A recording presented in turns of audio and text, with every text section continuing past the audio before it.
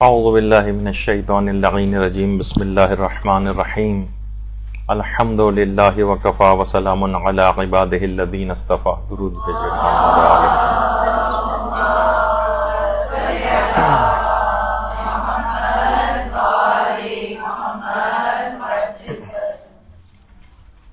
جیسا کہ پچھلی بار گفتگو نامکمل رہ گئی تھی کہ وہ کون کون سے عوامل ہیں، اعمال ہیں کہ جو کہ ہماری استقامت کو نقصان پہنچاتے ہیں، ہمارے ارادے کو قوی نہیں ہونے دیتے، اور یہاں تک بات پہنچی تھی کہ جب یہ موضوع مکمل ہو جائے گا آج، تو اس کے بعد استقامت اور ارادے کو قوی کرنے والے اعمال ویسے تو بہت زیادہ ہیں، لیکن اس میں سے تقریباً 25 کا انتخاب کر کے آپ کی خدمت میں پیش کیے جائیں گے، اور یہ اتنے بہترین اعمال ہیں کہ اس میں استقامت، ہر طرح کی استقامت آپ میں آتی، کوئی دنیاوی آپ کوئی مقصد اور ہدف کو اپنے بنائیں، اس میں استقامت چاہیں، اس میں ارادے کو مضبوط کرنا چاہیں، ان کے لیے بھی یہی اعمال ہیں۔ کوئی آخرت کے حوالے سے کوئی آپ کا ہدف اور مقصد ہو، کسی گناہ کو ترک کرنے کے حوالے سے کوئی ہدف اور مقصد ہو، اس میں بھی یہی چیزیں آپ کے کام آئیں گی۔ لیکن اس سے پہلے کچھ وہ عوامل ہم بیان کر رہے تھے کہ جو ارادے کو ہمارے مضبوط نہیں ہونے دیتے، پہلے ان کو مکمل کر دیں، پھر ان 25 پر آئیں گے۔ ان میں ایک ہے افراط و تفریط۔ ہمارے ساتھ ایک بہت بڑا مسئلہ یہ ہے کہ ہم نہ درمیانی راہ کو اختیار نہیں کرتے، نہ تو اسلام مکمل طور پر سستی کا قائل ہے، اور نہ غیر ضروری طور پر کوئی بہت ایکسٹریمزم کا قائل ہے، نہ کوئی غلو ہے نہ تقصیر ہے، حد اوسط پر انسان رہے۔ بعض اوقات لوگ تقویٰ ہے تو اتنا تقویٰ انہوں نے اختیار کر لیا جسے تقوی کا ہیضہ کہا جاتا ہے، چھوٹی چھوٹی سی چیزوں کے اوپر وہ آج خود عمل کرنے لگے ہیں تو وہ سوچتے ہیں کہ بس ہر لحاظ سے پورے معاشرے کو اس پر عمل کرنا چاہیے۔ تو ضروری نہیں ہے کہ لوگ سوچتے ہیں یا تو ہم بالکل کامل اور اکمل بن جائیں، ایسا استقامت ہو کہ کسی صورت ذرا سا بھی قدم ہمارے اب وہ نہیں ہونے چاہیے، اپنے تئیں اور بہت سی چیزوں میں ایسی سختی دکھاتے ہیں، ایسے مستحبات میں سختی دکھاتے ہیں کہ اسلام اس کا متقاضی نہیں ہوتا۔ جب پروردگار عالم نے اس کو آپشنل قرار دیا ہے تو آپ اتنی زور زبردستی کرنے والے کون؟ تو بعض اوقات اتنا افراط کا شکار ہو جاتی ہیں، اور کہیں بالکل تفریط، اتنے لاپرواہ ہوں گے کہ کسی طور پر بھی جو ہے چیزوں کو کنسیڈر نہیں کریں گے کہ اسلام نے ان کی اہمیت کا احساس دلایا۔ جس طرح ایک ہماری میڈیکل سائنس میں بھی ایک قانون ہے، آل اور ننس لا، یعنی اس کے اندر یہ یا تو مکمل کامل اور اکمل بنیں گے یا بالکل ہی لاپرواہ نہیں، اس میں درمیان کی بھی چیز ہے کہ جتنی بھی استقامت آپ کو حاصل ہو سکے، اس کے لیے کسی آئیڈیلسٹک اپروچ کی اتنی زیادہ ضرورت نہیں، یہ ایک شیطانی دھوکہ ہے۔ مثلا یہ شیطان اکثر اسی طرح کی اپروچ میں دھوکہ دیتا ہے کہ جناب حج، اگر آپ ایسے حج کا کیا فائدہ کہ اس کے بعد گناہ ہو، تو بہتر ہے کہ انسان بالکل بڑھاپے میں 80-85 سال کی عمر میں حج پہ جائے۔ تو یہ تمام چیزیں ایسی ہیں کہ بہرحال اسلام نے اس کو پسند نہیں کیا ہے، اور یہ جیسے کہ لوگ عام طور پر علماء دین کے سلسلے میں روش کو اختیار کرتے ہیں۔ ایک عالم نے صحیح کہا ہے کہ لوگ، یعنی عالم دین کے لیے عصمت کا پیمانہ ان کا ہے، یعنی ذرا سی اس کی کوئی غلطی ہو جائے فوراً یہ یعنی مولانا ہے، عالم دین ہے، ان کی چھوٹی چھوٹی سی چیزیں، کہیں سگریٹ پیتے نظر آ گئے، کہیں کسی جگہ کھڑے ہو کے مثلاً چاٹ کھاتے نظر آ گئے، یا کوئی بھی اس قسم کی بات، تو وہ فوراً ان کو مقامی عصمت پہ سمجھتے ہوئے عدالت سے خارج سمجھتے ہیں، جبکہ ایسا نہیں۔ یہی میں نے کہا کہ آئیڈیلسٹک، اتنی زیادہ آئیڈیلسٹک اپروچ، اتنی زیادہ افراط و تفریط یہ نہیں ہونی چاہیے۔ تو جبھی ہے کہ بہرحال استقامت کو اختیار کرنا ہے، خواہ اس کا آپ حق ادا نہ کر سکیں، مشکل ضرور ہے، لیکن جتنا ہو سکے، یعنی کامل و اکمل بننے کے چکر میں تھوڑی سی استقامت سے بھی نہ رہ جائیں، یعنی یا تو بنیں گے مومن کامل بنیں گے 100%، ورنہ 90% ہی نہیں چاہیے، 85% نہیں چاہیے، بالکل لاپرواہ ہو جائیں گے. تو افراط اور تفرید کا شکار نہ ہو. جس قدر بھی استقامت حاصل ہو سکے اسی قدر استقامت، پھر اس میں آہستہ آہستہ ترقی کریں. یہ ایک اس کے اندر غلطی ہے، یہ والی جو تھنکنگ ہے، اپروچ ہے، یہ استقامت کو نقصان پہنچاتی، آئیڈیلسٹک اپروچ.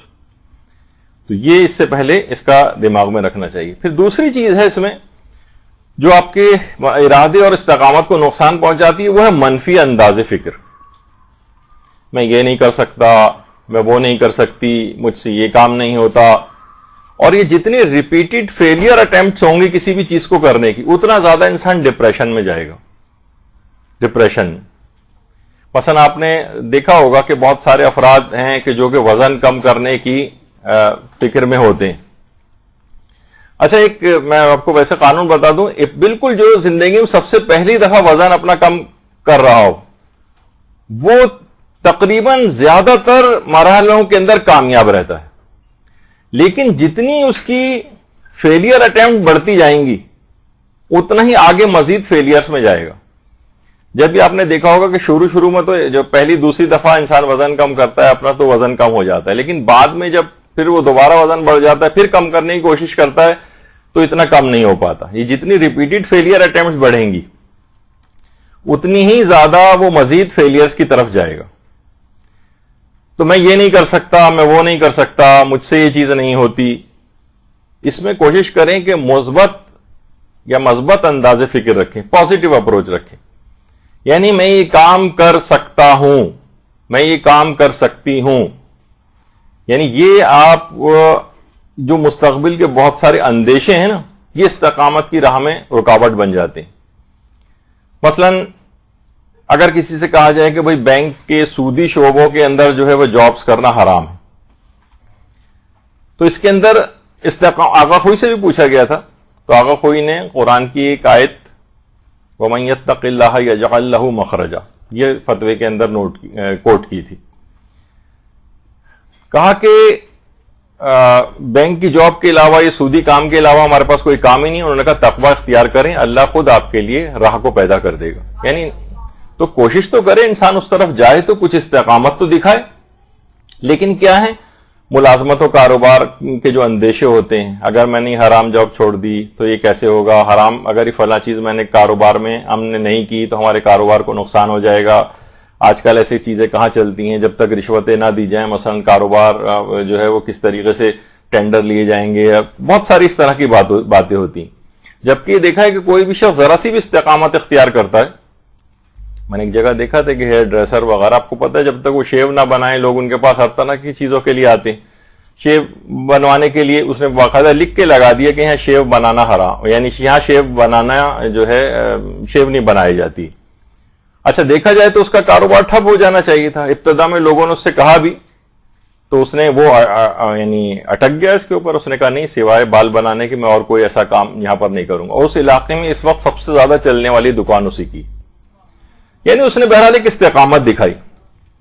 یہاں پر اکثر جگہوں پہ ہوتا ہے کہ جناب ہم فلاں دکان کھول رہے ہیں، جب تک ہم بے پردہ سیلز گرلز وہاں پر نہیں رکھیں گے تب تک دکانیں چلیں گی نہیں.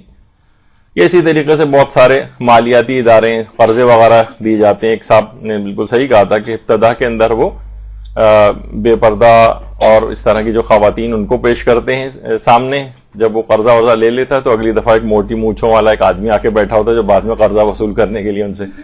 تو یہ اس طرح کی اپروچ یعنی دماغ میں یہ ہوتا ہے کہ شاید جب تک ہم کوئی اس میں حرام کام نہیں کریں گے ہمارا کاروبار ترقی نہیں کرے گا. تو اس طرح کا جو منفی انداز فکر ہے یہ نقصان پہنچاتا ہے استقامت اور ارادے کو. نہیں میں یوں نہیں کر سکتا کہ اگر میں نے یوں کیا تو یہ ایسے ہو جائے گا. استقامت دکھائی تو مجھے یہ نقصان ہو جائے گا. مستقبل کے ایسے اندیشے جو کہ بس صرف ایک اندیشے ہیں، ایک شیطان ہے جو دل میں خیال پیدا کرتا ہے کہ تمہیں نقصان ہو جائے گا.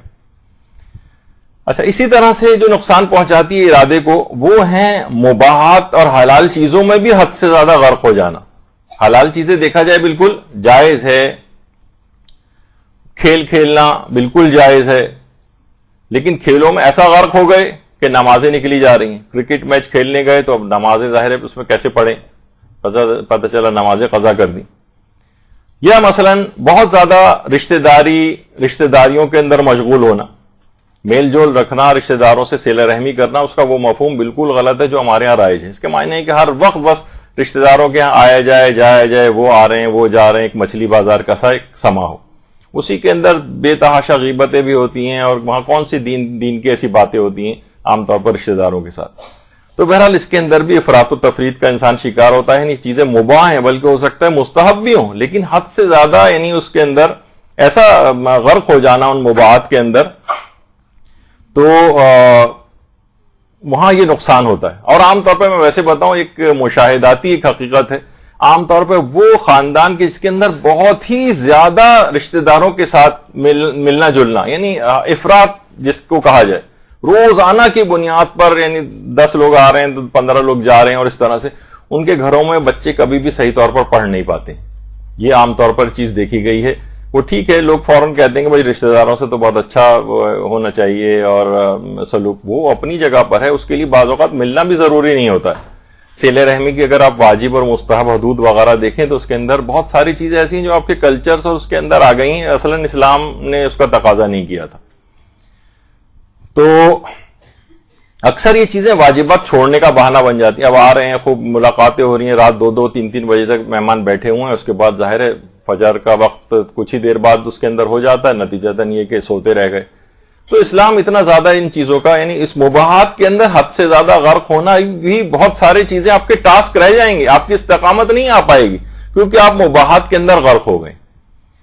جیسے مثلاً رات کو دیر تک جاگنا، یہ حرام کا پیش خیمہ بن سکتا ہے. نماز فجر آپ کی قضا ہو سکتی، ساری استقامت دھری کی دھری رہ جائے گی. میل چول جتنا بات چیت کرنا، یہ اگرچہ دیکھا جائے مباح ہے، لیکن اسی کے اندر غیبتیں بھی آ جائیں گی. یہ جھوٹ، غیبتیں، الزامات، ان کا پیش خیمہ بن جائے گا. ٹی وی اگر دیکھا جائے تو دیکھنا مباح ہے، لیکن کتنے فحش مناظر، موسیقی، اخلاق خراب کرنے والے ڈرامے، یعنی ایک مباحات کے اندر آپ زیادہ دیر بیٹھتے گئے، اس کے اوپر نتیجتاً کسی نہ کسی حرام میں مبتلا ہو جائیں گے. دیکھا جائے تو تعلیم حاصل کرنا ایک مباح چیز تھی، بلکہ ایک بہتر چیز تھی، لیکن مخلوط اداروں کے اندر حرام کا ایک پیش خیمہ بن جاتی ہیں یہی تعلیم. حتیٰ کہ مباحات تو چھوڑیے، بعض نیکیاں اور ثواب کے کام بھی اگر صحیح اسلامی طریقے سے انجام نہ دیے جائیں، وہ خود بھی ایک حرام کا پیش خیمہ بن جاتے ہیں.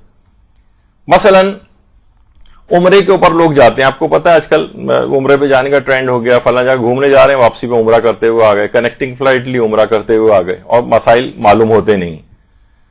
تو ایک ویسے بیچ میں ضمناً چیز آ رہی ہے تو اس کا میں ذکر کر دیتا ہوں کہ دیکھیے، اگر حج کا احرام اگر کوئی شخص باندھے اور حج اس کا باطل ہو جائے کسی بھی وجہ سے، تو حج کا احرام ذی الحجہ کی آخری تاریخ تک اس کا رہے گا، پھر حج کا احرام خود بخود اتر جائے گا اس کا.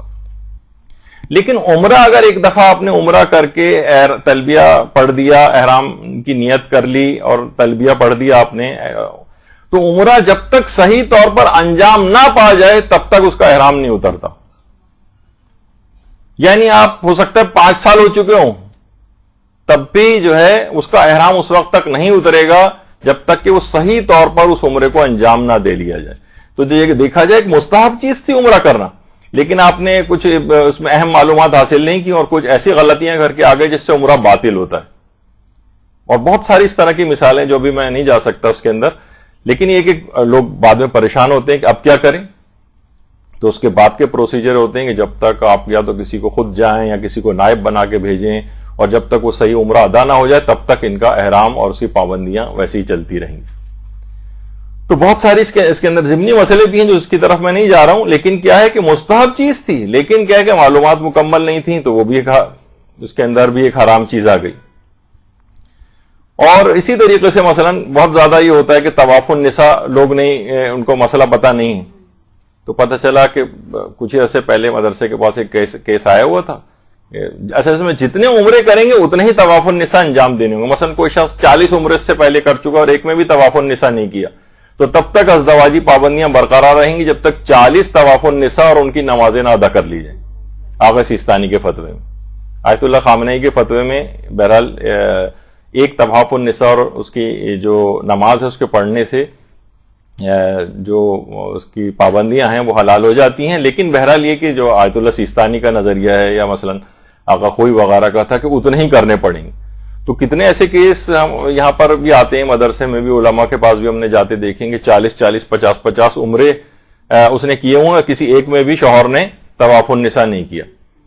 تو اب جب تک وہ ادا نہ ہو جائیں, آپ دیکھیں گے وہاں کے حالات میں کتنی اس کے اندر مشکلات ہیں, یا تو نائب بنائیں, خود جائیں وغیرہ, بہت سارے مسئلے ہوتے ہیں. تو کیا ہے, معلومات کا نہ ہونا. تو مباحات سے انسان حرام میں چلا جاتا ہے, اور بعض اوقات مستحبات کے اندر بھی حرام کی راہ کھل جاتی.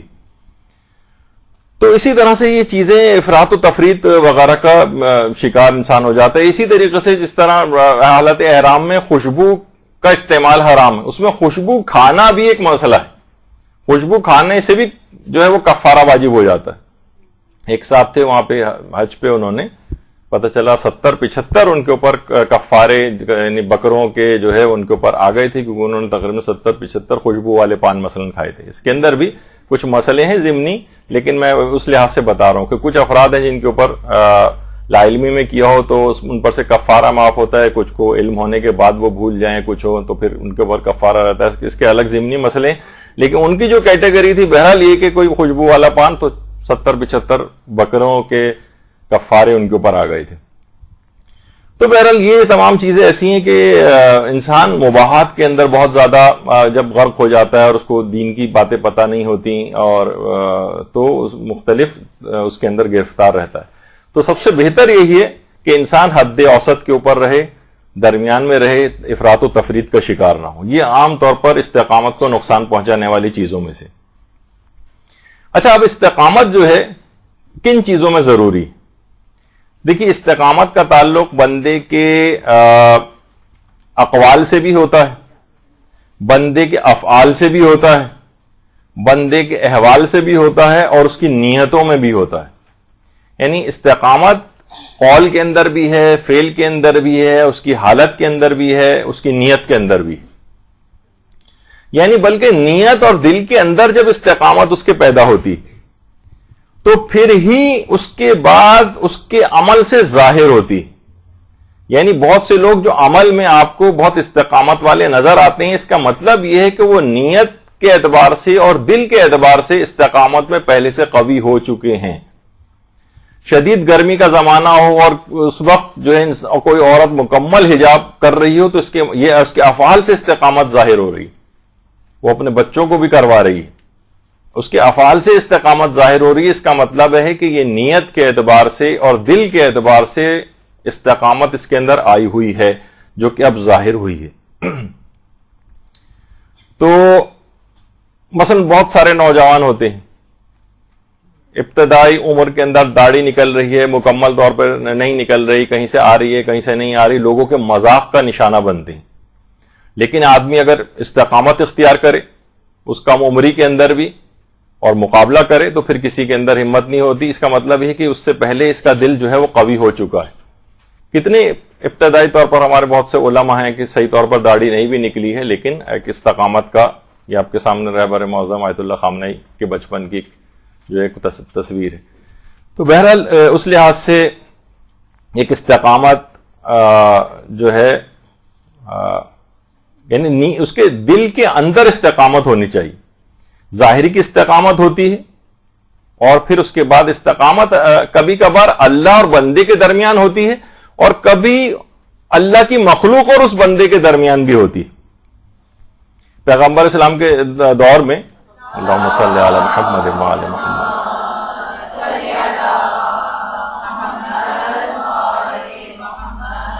ایک عورت کا انتقال ہوا,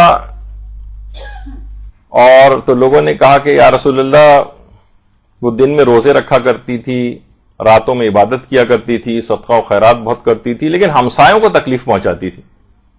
پیغمبر نے کہا اس میں کوئی خیر نہیں ہے, یا فی النار, وہ جہنم میں گئی. تو کیا تھا کہ اس کی عبادت میں استقامت تھی, نماز روزے کی پابند تھی, صدقے و خیرات کی پابند تھی, لیکن کیا تھا, لوگوں کے ساتھ اس کا رویہ اچھا نہیں تھا, پڑوسیوں کے ساتھ. تو عبادت میں استقامت تھی لیکن معاملات میں استقامت نہیں تھی. اچھا, اسی طریقے سے لوگ بہت سے معاملات میں استقامت اختیار کرتے ہیں.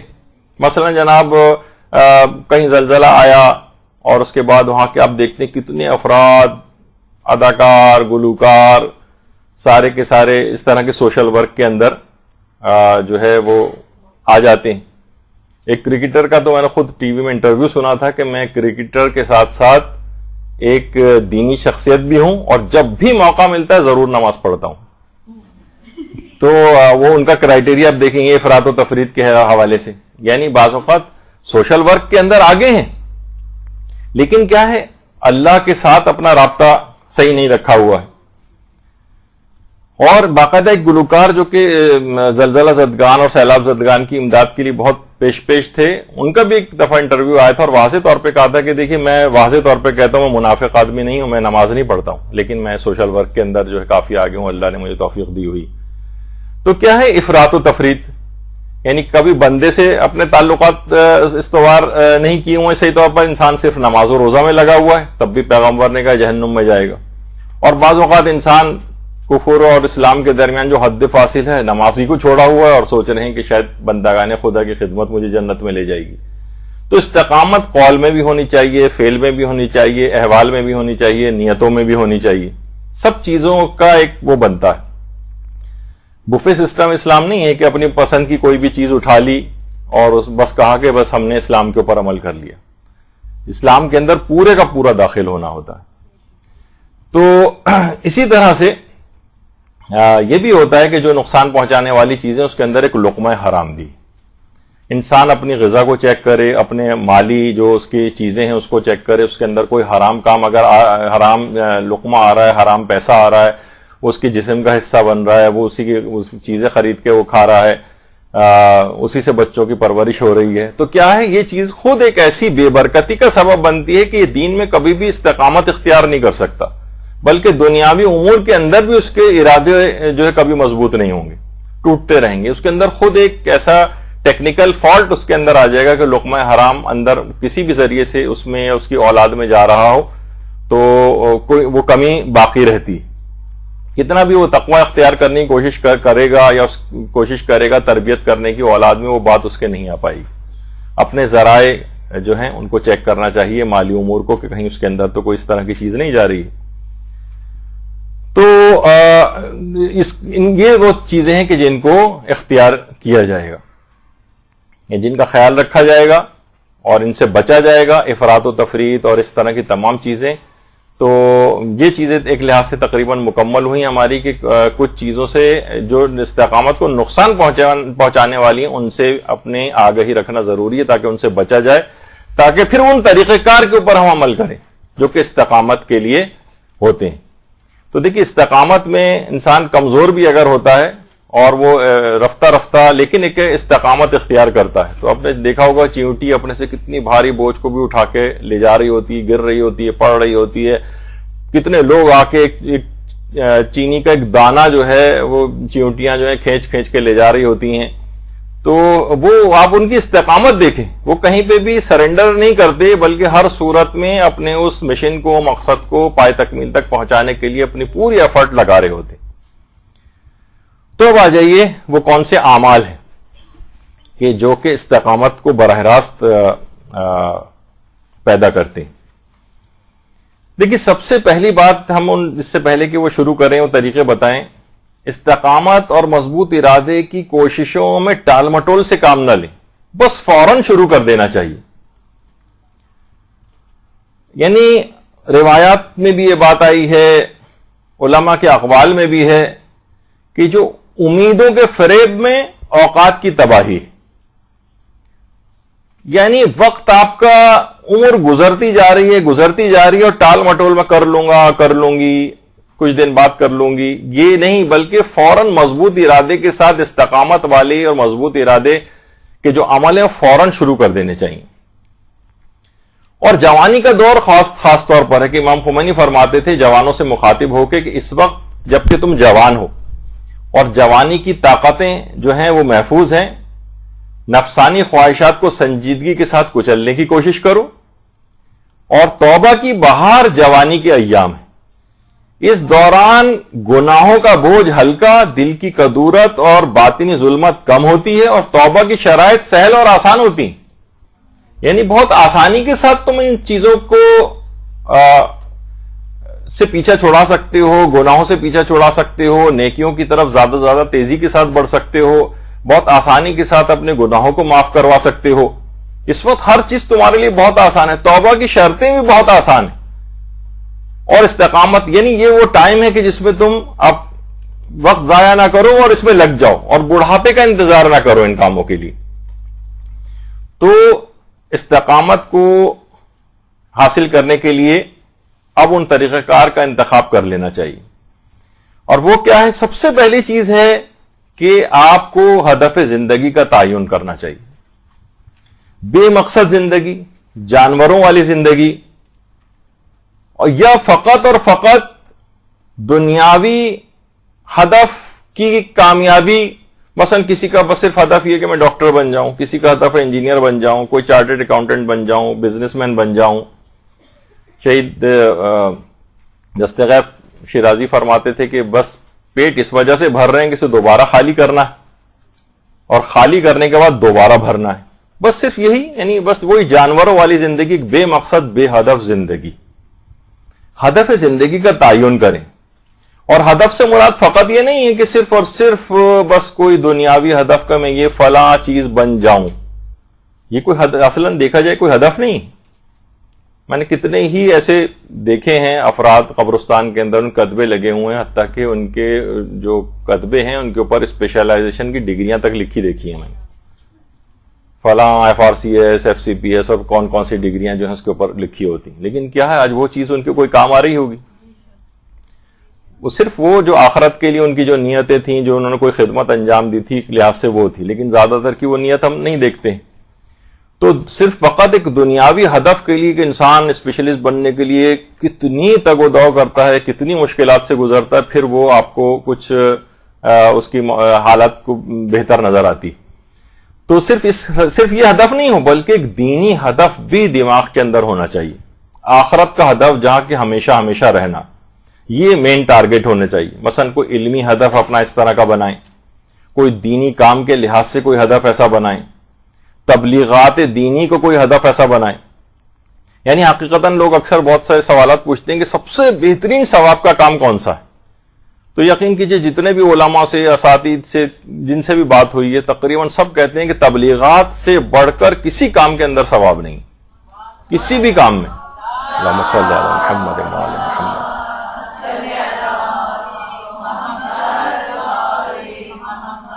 اور واقعتاً کتنے رول ماڈل ہمارے سامنے، خود ہمارے استاد محترم، ویسے تو کتنے سارے اور علماء کی بھی ہیں، ان کا نام نہیں، لیکن جو ہم نے براہ راست جن کو دیکھا ہے، عرصے دراز سے 30-35 سال سے ان کو جو ہے وہ دیکھتے آ رہے ہیں.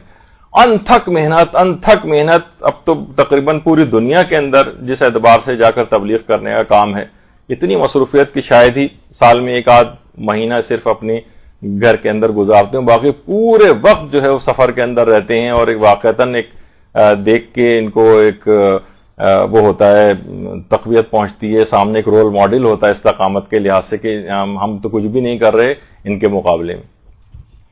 تو ایک تبلیغات کا اب انہوں نے ایک ہدف بنایا ہے، ہدف زندگی. کون سی چیز ہے مثلا جس میں کوئی کمی رہ گئی ہے؟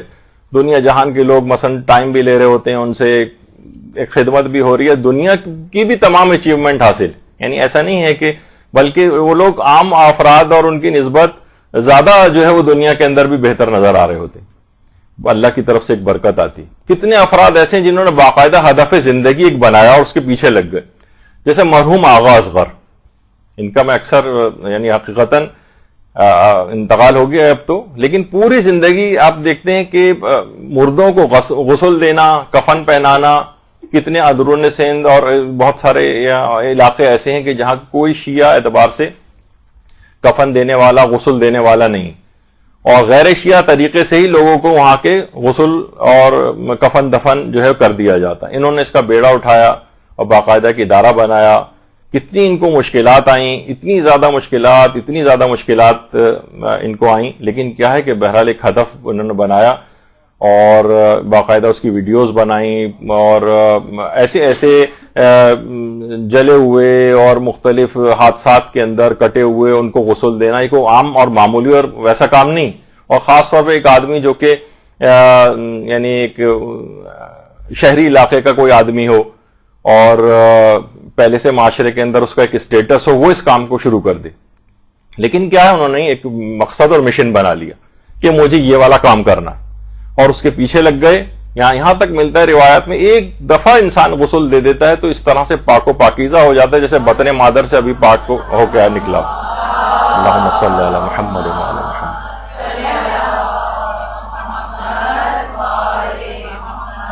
ایک دفعہ کسی کو کفن پہنا دیا، ایسے ہی جیسے قیامت تک کے کسی کے لیے لباس کا انتظام کسی نے کر دیا.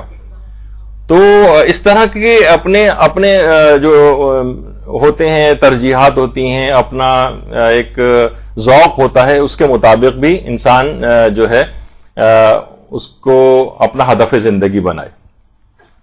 کتنے ایسے ہیں کتابوں کے تراجم، بہت سے علماء ہیں تقریر کے میدان میں آگے نہیں ہوتے لیکن ہدف زندگی میں کتابوں کے ترجمے کروں گا. کتنے علماء ہیں جیسے ہمارے استاد محترم تبلیغات کے ساتھ ساتھ حج کے کاروانوں کو لے کر جانا، 40 سال سے مسلسل حج کے کاروانوں کو لے کر جا رہے ہیں. درود بھیجیے محمد وعلی محمد.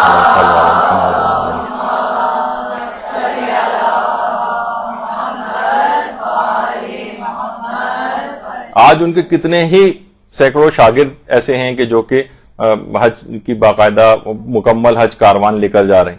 لیکن کیا ہے کہ ایک ہدف زندگی، یہ بھی انہوں نے ایک الگ سے، ضروری نہیں کہ صرف ایک، وہ بھی تبلیغات کے حوالے سے ہی حج کے کاروانوں کو لے جانے کا بھی ایک سلسلہ ہے. اور اس کے بعد یعنی اب تک بلا مبالغہ لاکھوں لوگوں کو صحیح حج کروا چکے. تو اس طرح سے ہوتا ہے. تو اچھا دیکھیے، اگر ہدف کوئی ایک معین ہو جاتا ہے نا تو اس سے انسان کو موٹیویشن ملتی ہے استقامت کے لیے. ورنہ اگر کوئی ہدف زندگی نہیں ہے تو آپ کا کبھی بھی ارادہ قوی نہیں ہو پائے گا.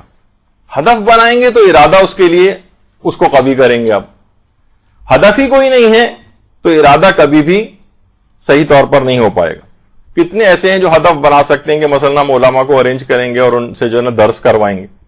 کتنے افراد ایسے میں جانتا ہوں کہ جو 30-35 سال سے درس کمیٹیاں بنائی ہوئی ہیں، مسلسل درس اپنے علاقوں کے اندر جو ہے کروا رہے ہیں. بس ایک ہدف زندگی انہوں نے بنایا ہوا ہے.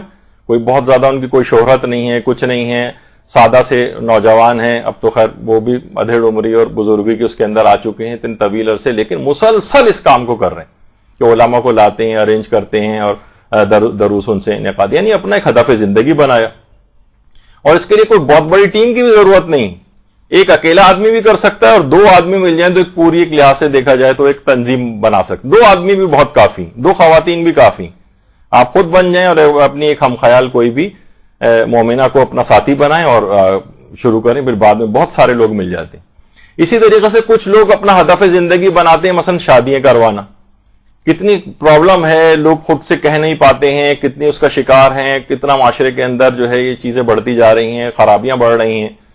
تو اس کے اندر کچھ ایسے افراد کے جو کہ غیر جانبدار افراد ہوں اور وہ اس سلسلے میں آگے بڑھیں، ایک زندگی کا ایک مقصد بنائیں، کچھ جن کے ذوق اس طرح کے ہوں، ملنا جلنا ہوتا ہے اور معاشرے کے اندر ایک اسٹیٹس ہوتا ہے، ان کی بات ایک سے ہوتی ہے معاشرے کے اندر، وہی والا کام کریں. اسی طرح سے مثلا کتابیں چھپوانا، بہت سے لوگ علمی ذوق رکھتے ہیں، وہ یہ والے کام کو پکڑ لیں کہ ہم ٹھیک ہے کتابیں ترجمے کروائیں گے، پرنٹ کروائیں گے اور ڈونیشن کلیکٹ کریں گے، کتابوں کو رعایتی قیمت پہ لوگوں کو دیں گے. ایک تبلیغات کے بس ایک میں مختلف آپ کو چیزیں پیش کر رہا ہوں، اب جس کا جو جیسا ذوق ہے.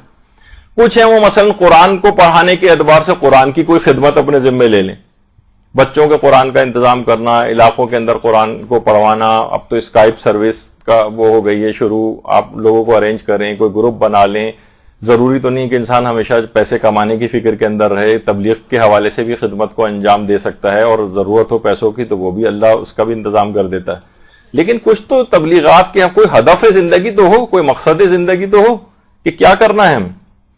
اسی طرح سے کتنی افراد ایسے ہیں جو یتیم خانے جنہوں نے کھولے ہوئے ہیں، بہت سے ان کے سامنے ہوتا ہے کہا، بلکہ وہ کہتے ہیں نہیں بس ہمیں یتیم خانہ ہی کھولنا ہے. بہت سے لوگ ان کو دوسرا بھی ہدف دیتے ہیں کہ بھئی آپ مدرسہ بھی کھول سکتے نہیں تو، لیکن ان کا ذوق اسی کے اندر ہے تو ان کو اسی میں جانے دیں.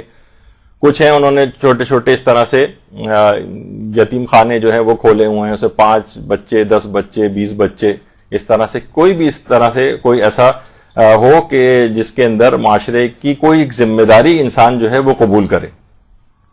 پہلے ہی ہوتا تھا، اب بھی پتہ نہیں یہاں ہوتا ہے یا نہیں ہوتا. مدرسے میں بھی کچھ طالبہ تھیں اور وہ انہوں نے 10-10 سال تقریباً یہ والی خدمت انجام دی کہ ان کا تھا کہ جناب نوٹس لکھنے کی ذمہ داری، ان کی کوئی بہت خوش خط کسی کی لکھائی تھی یا کسی کو کمپیوٹر ٹائپنگ بڑی اچھی تھی تو اس نے جو ہے یہ والی خدمت کو قبول کر لیا. ایک خاتون تھی مثلا انہوں نے فوٹو کاپی کروا کر تقسیم کرتی تھی، ایک لڑکی درس لکھتی تھی، وہ انہوں نے پوری کلاس کے لیے ذمہ داری 10 سال تک اس کو پکڑے رکھا اس چیز کو. تو ایک بہرحال دین کی خدمت کسی بھی عنوان سے ہو. کچھ ہیں مثلا کہ جناب بہت سے بچے ہیں یہاں پر بہت غریب بھی آتے ہیں اور مدرسہ ہر ایک کو بالکل ہی ویسے ہی فیس کم ہے لیکن اس میں بالکل ہی معاف کرتا چلا جائے ہر ایک کو، تو اس کے پھر اپنے اخراجات چلنا مشکل ہو جاتے ہیں. تو جناب 5 بچوں کی فیس کسی نے اپنا ہدف یہ بنا لیا، کچھ نے کہا کہ ہم 1-2 اساتذہ کی فیس جو ہے وہ دے دیتے ہیں. ضرور میں یہ نہیں کہہ رہا کہ اب یہ بہت سی چیزیں جب یہ بیان ہوتی ہیں تو فوراً یہ ہوتا ہے کہ اچھا یہ کوئی اپنا کوئی جال پھینک رہے ہیں معاذ اللہ، ایسا کچھ نہیں. آپ کسی بھی جگہ آپ کو ایک عمومی ایک تھنکنگ دی جا رہی ہے کہ جب تبلیغات کے حوالے سے ہیں تو کتنے ایسے مساجد ہیں، ادارے ہیں، امام بارگاہیں ہیں، بجلی گیس پانی کے جو بل ہیں ان کے آتے ہیں، کرایہ وغیرہ کا مسئلہ ہوتا ہے، جنریٹر ہے اس کا، پیٹرول ڈیزل، چھوٹی چھوٹی اتنی ساری مد اس کے اندر موجود ہوتی ہے کہ وہ جس کے اندر بے پناہ خرچے ہوتے ہیں. تو ہر آدمی اپنی صلاحیت و رجحان کے مطابق اپنا کوئی ہدف جو ہے وہ ہدف زندگی قرار دے سکتا ہے، اس میں ترقی کا سوچ سکتا ہے، اس پر ورک کر سکتا ہے. اور پھر کیا ہوتا ہے کہ جب وہ ہدف زندگی قرار دے دیا اس نے، اب اس میں رجحان اس کا جو ہے وہ بڑھتا چلا جائے گا، ارادہ اس کا ٹوٹے گا نہیں. تو دلچسپی اور رجحان نہیں ہوگا کسی بھی چیز میں تو ہدف زندگی بھی قرار نہیں پائے گا اور کبھی استقامت نہیں آ پائے گی کسی بھی ارادے کے اندر. تو ایک پہلی چیز ہو گئی کہ اپنے ذوق کے مطابق آپ کوئی ایک ہدف زندگی کا تعین تو کریں کہ آپ نے کیا کرنا ہے آئندہ. اچھا ضروری نہیں کہ ایک ہی ہو، متعدد بھی ہدف اپنے انسان بنا سکتا ہے کہ میں یہ بھی کروں گی، یہ بھی کروں گی، یہ بھی کروں گی، لیکن بہت زیادہ آئیڈیلسٹک اپروچ نہیں. جو اپنے خاص ذوق ہے اس کے مطابق ہر آدمی علم کا کام نہیں کر سکتا، وہ سوشل ورک کر سکتا ہے.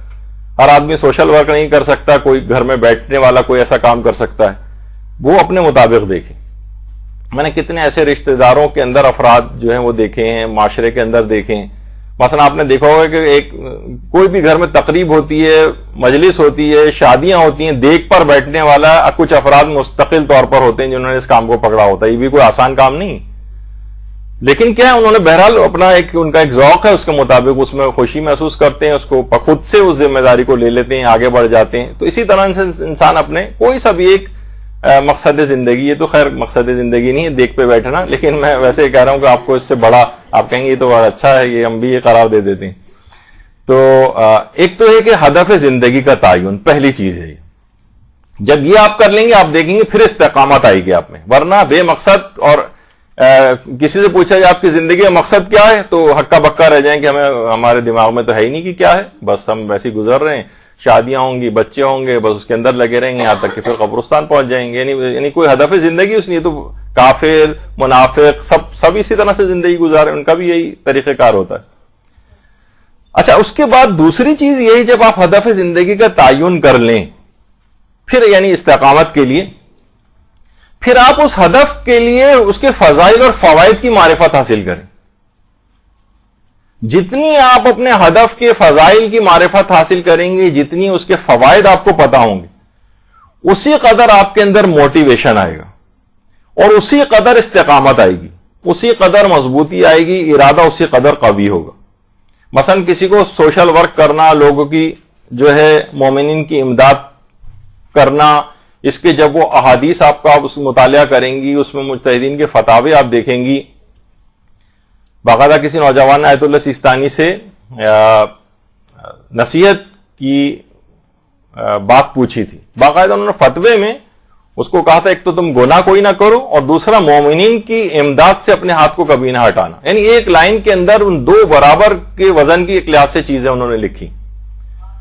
تو اچھا اب یہ جتنی ان چیزوں کی معرفت حاصل کر اسے پتا چلے گا کہ جناب یہ سوشل ورک کرنے کا، لوگوں کی امداد کرنے کا کتنا زیادہ فائدہ ہے، اس کا کتنا زیادہ اس کا ثواب ہے. تو جتنا اس کی علم حاصل ہوتا جائے گا اس مطابق کتابیں پڑھے، احادیث کا مطالعہ کرے، قرآنی آیات پڑھے، علماء کے فتاوے دیکھے، علماء کے حالات اور صاحبان ایمان، اور اس میں جتنی اس کی علم بڑھتا جائے گا اس اپنے ہدف کے فضائل کا، اتنی ہی زیادہ اس کے اندر موٹیویشن آئے گی, اتنا ہی ارادہ قوی ہوگا, پھر یہ پیچھے نہیں ہٹے گا. مثلا کوئی پوچھے بھائی آپ سوشل ورک کیوں کر رہے ہیں, سر کیا ثواب ہے, تو پتہ چلو ہکا پکا کھڑا ہوا ہے, بس کہہ رہا ہے کہ ہاں بہت اچھا کام ہے. نہیں, اس کو فائدہ پتا ہونا چاہیے کیا ہے, کیا بتایا گیا احادیث کے اندر, کیا ثواب ملے گا تمہیں, تمہارا کیا درجہ ہوگا آخرت کے اندر, پھر اس کے بعد یہ اس کے اندر ایک مضبوطی آئے گی. مثلا کوئی شخص اگر کہے کہ جناب علم دین مجھے حاصل کرنا ہے, علم حاصل کرنا ہے, تو اس کے مقابلے میں دیکھو اگرچہ مال و دولت اتنی کم, تو اس کے مقابلے میں اتنا زیادہ ہو سکتا ہے حاصل نہ کر سکو جس طرح لوگ دنیا کے پیچھے بھاگ کر حاصل کرتے ہیں. لیکن کیا ہے, جب وہ علم کی باقاعدہ معرفت حاصل کر لے گا کہ اتنے زیادہ اس کے فضائل ہیں, آخرت میں نامہ اعمال کا پلہ کس قدر میرا بھاری ہو جائے گا, میں آخرت میں کتنا زیادہ اس سے یعنی نجات اخروی کو حاصل کروں گا, جنت کا حصول میرے لیے کتنا آسان ہو جائے گا, مکمل اس کی معرفت حاصل کرتا جائے گا, تو کیا ہوگا, اب اس کا اتنا ہی موٹیویشن بڑھے گا. پھر وہ خاطر میں نہیں لے گا دنیا کچھ کم بھی حاصل ہو جائے تو کوئی بات نہیں, میں گزارا کر لوں گا.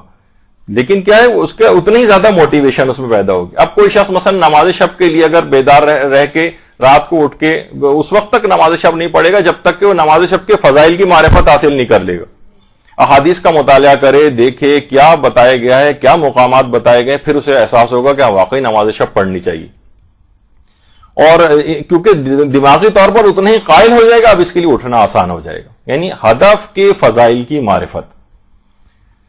اسی طرح سے مثلا قرآن ہے, قرآن کی تعلیم دینا, قرآن کا علم حاصل کرنا, اس کو اگر ہدف زندگی قرار دے رہا ہے, اگر وہ اس کی فضائل کی معرفت حاصل کرے, پوری کتابیں اس پہ موجود ہیں, اپنے ذوق کے مطابق قرآن میں کسی کی دلچسپی زیادہ ہے تو اسی کو اپنا اوڑھنا بچھونا بنا لے, لگ جائے. چھوٹے سے چھوٹے ٹارگٹ کو, بظاہر اس کے اندر بہت زیادہ, بچوں کے سلسلے میں ایک چیز یہ ہوتی ہے کہ اس کے اندر اتنا زیادہ وہ حاصل نہیں ہوتا ایک لحاظ سے, اس کو دنیاوی شہرت اور یہ, یعنی بس سمجھیں کہ شہرت اگر ہو رہی ہوتی ہے تو وہ آسمانوں میں ہو رہی ہوتی, لوگوں میں تو اتنی چلے نہیں ہوتی, تو اس کا لحاظ سے دنیا کے میں اتنا زیادہ کام اس کا سامنے نہیں آتا. وہ جو علامہ ذیشان ادب جوادی کہتے تھے نا کہ ایک عالم دین ہے, وہ بیچارہ اپنی اچیومنٹ دنیا کے سامنے کیا بتائے. مثلا وہ کہے میں نے اتنی کتابیں لکھی ہیں, لوگ کہتے کوئی بات نہیں, کتابیں کی نگاہ میں کوئی حیثیت ہی نہیں. وہ کہے میں نے جناب اتنے لوگوں کے وضو صحیح کرائے ہیں, اتنے لوگوں کی نمازیں صحیح کرائیں, وہ کہتے ہیں کوئی بات نہیں, یہ تو کوئی خاص اچیومنٹ ان کو نہیں نظر آتی.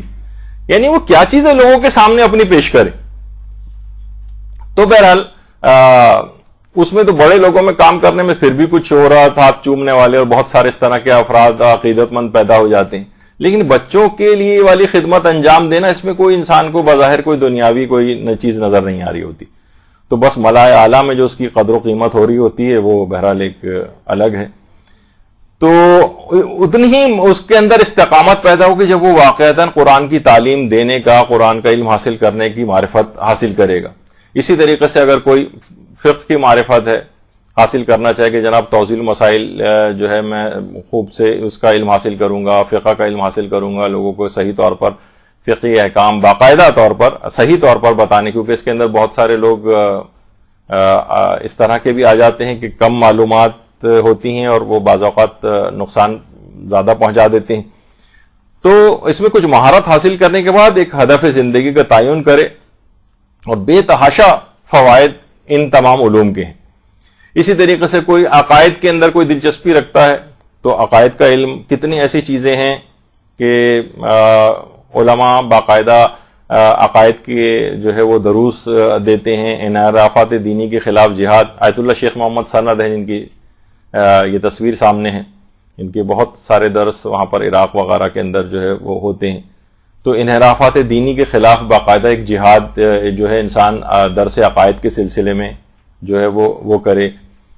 تاریخ کے اعتبار سے ہے, مناظرے کے اعتبار سے ہے, شیعت کے دفاع کے اعتبار سے ہے. کتنے یہاں ایسے کچھ ہمارے علماء ہیں کہ جو کہ وہاں گئے تھے, باقاعدہ جو ان کے ساتھی علماء ہیں, اب تو خیر وہ میں ابھی فی الحال ان کا نام نہیں لے رہا ہوں, لیکن یہ کہ اس زمانے میں اپنے اساتذہ سے وہ قوم میں کہتے تھے کہ بھائی میں بہت ساری چیزیں, اصول فقہ اور فلاں کتابیں اور یہ مجھے اس فیلڈ میں جانا ہی نہیں, مجھے شیعت کا دفاع کے حوالے سے صرف مناظرے کی جو ہے تعلیم کو زیادہ حاصل کرنا ہے. تو یہاں تک کہ وہ یعنی پرٹیکولر ٹارگٹ بنا کے گئے, اور اس وقت مناظرے کے اعتبار سے, شیعت کے دفاع کے اعتبار سے پاکستان کے اندر ایک بہت بڑا ان کا ایک نام ہے. تو انہوں نے ہدف زندگی کا ایک تعین کیا, اس کی معرفت حاصل کی کہ شیعت کا میں دفاع کروں گا تو اس سے مجھے کیا کیا اس کے فضائل ہیں، اس کے کیا فائدے ہیں. اسی طرح سے مثلا لوگوں کو کوئی اگر ہدف زندگی فقط اس کو بھی یقین کیجئے بنا لے کوئی کہ میں لوگوں کا وضو صحیح کرواؤں گا. بڑے بڑے علماء نے ایران کے اندر یہ والا طریقہ کار کیا ہے کہ جاتے تھے ایک علاقے کے اندر، پورے گاؤں کا وضو صحیح کرواتے تھے، پورے گاؤں کی نمازیں صحیح کراتے تھے، اور 1 مہینے کے بعد اس کے بعد پھر دوسرے گاؤں چلے جاتے تھے. یہ کچھ ایسے تھے کہ جو درجہ اجتہاد کے تقریباً قریب پہنچے ہوئے تھے، پھر انہوں نے اس کام کو پکڑا. کوئی مذاق اور چیز نہیں کہ کہیں گے کوئی بات وضو کا ٹھیک کرانا کون سا ایسی، کتنا ایک ساری زندگی جتنی نمازیں شخص پڑھے گا اس سب کا ثواب صحیح وضو کے ساتھ اس کے نامہ اعمال میں جائے گا.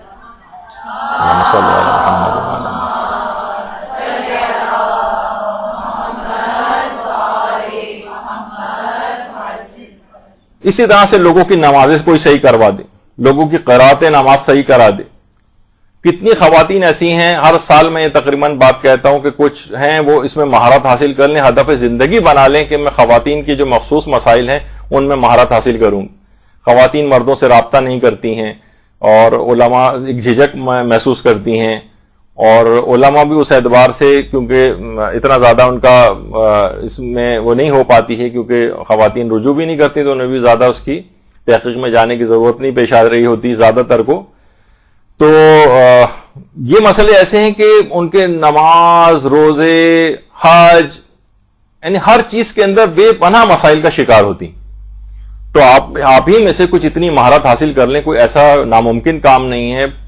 چند مہینے کے اندر مہارت حاصل ہو سکتی ہے، 6 مہینے میں مہارت حاصل ہو سکتی ہے، 1 سال میں مہارت حاصل ہو سکتی ہے.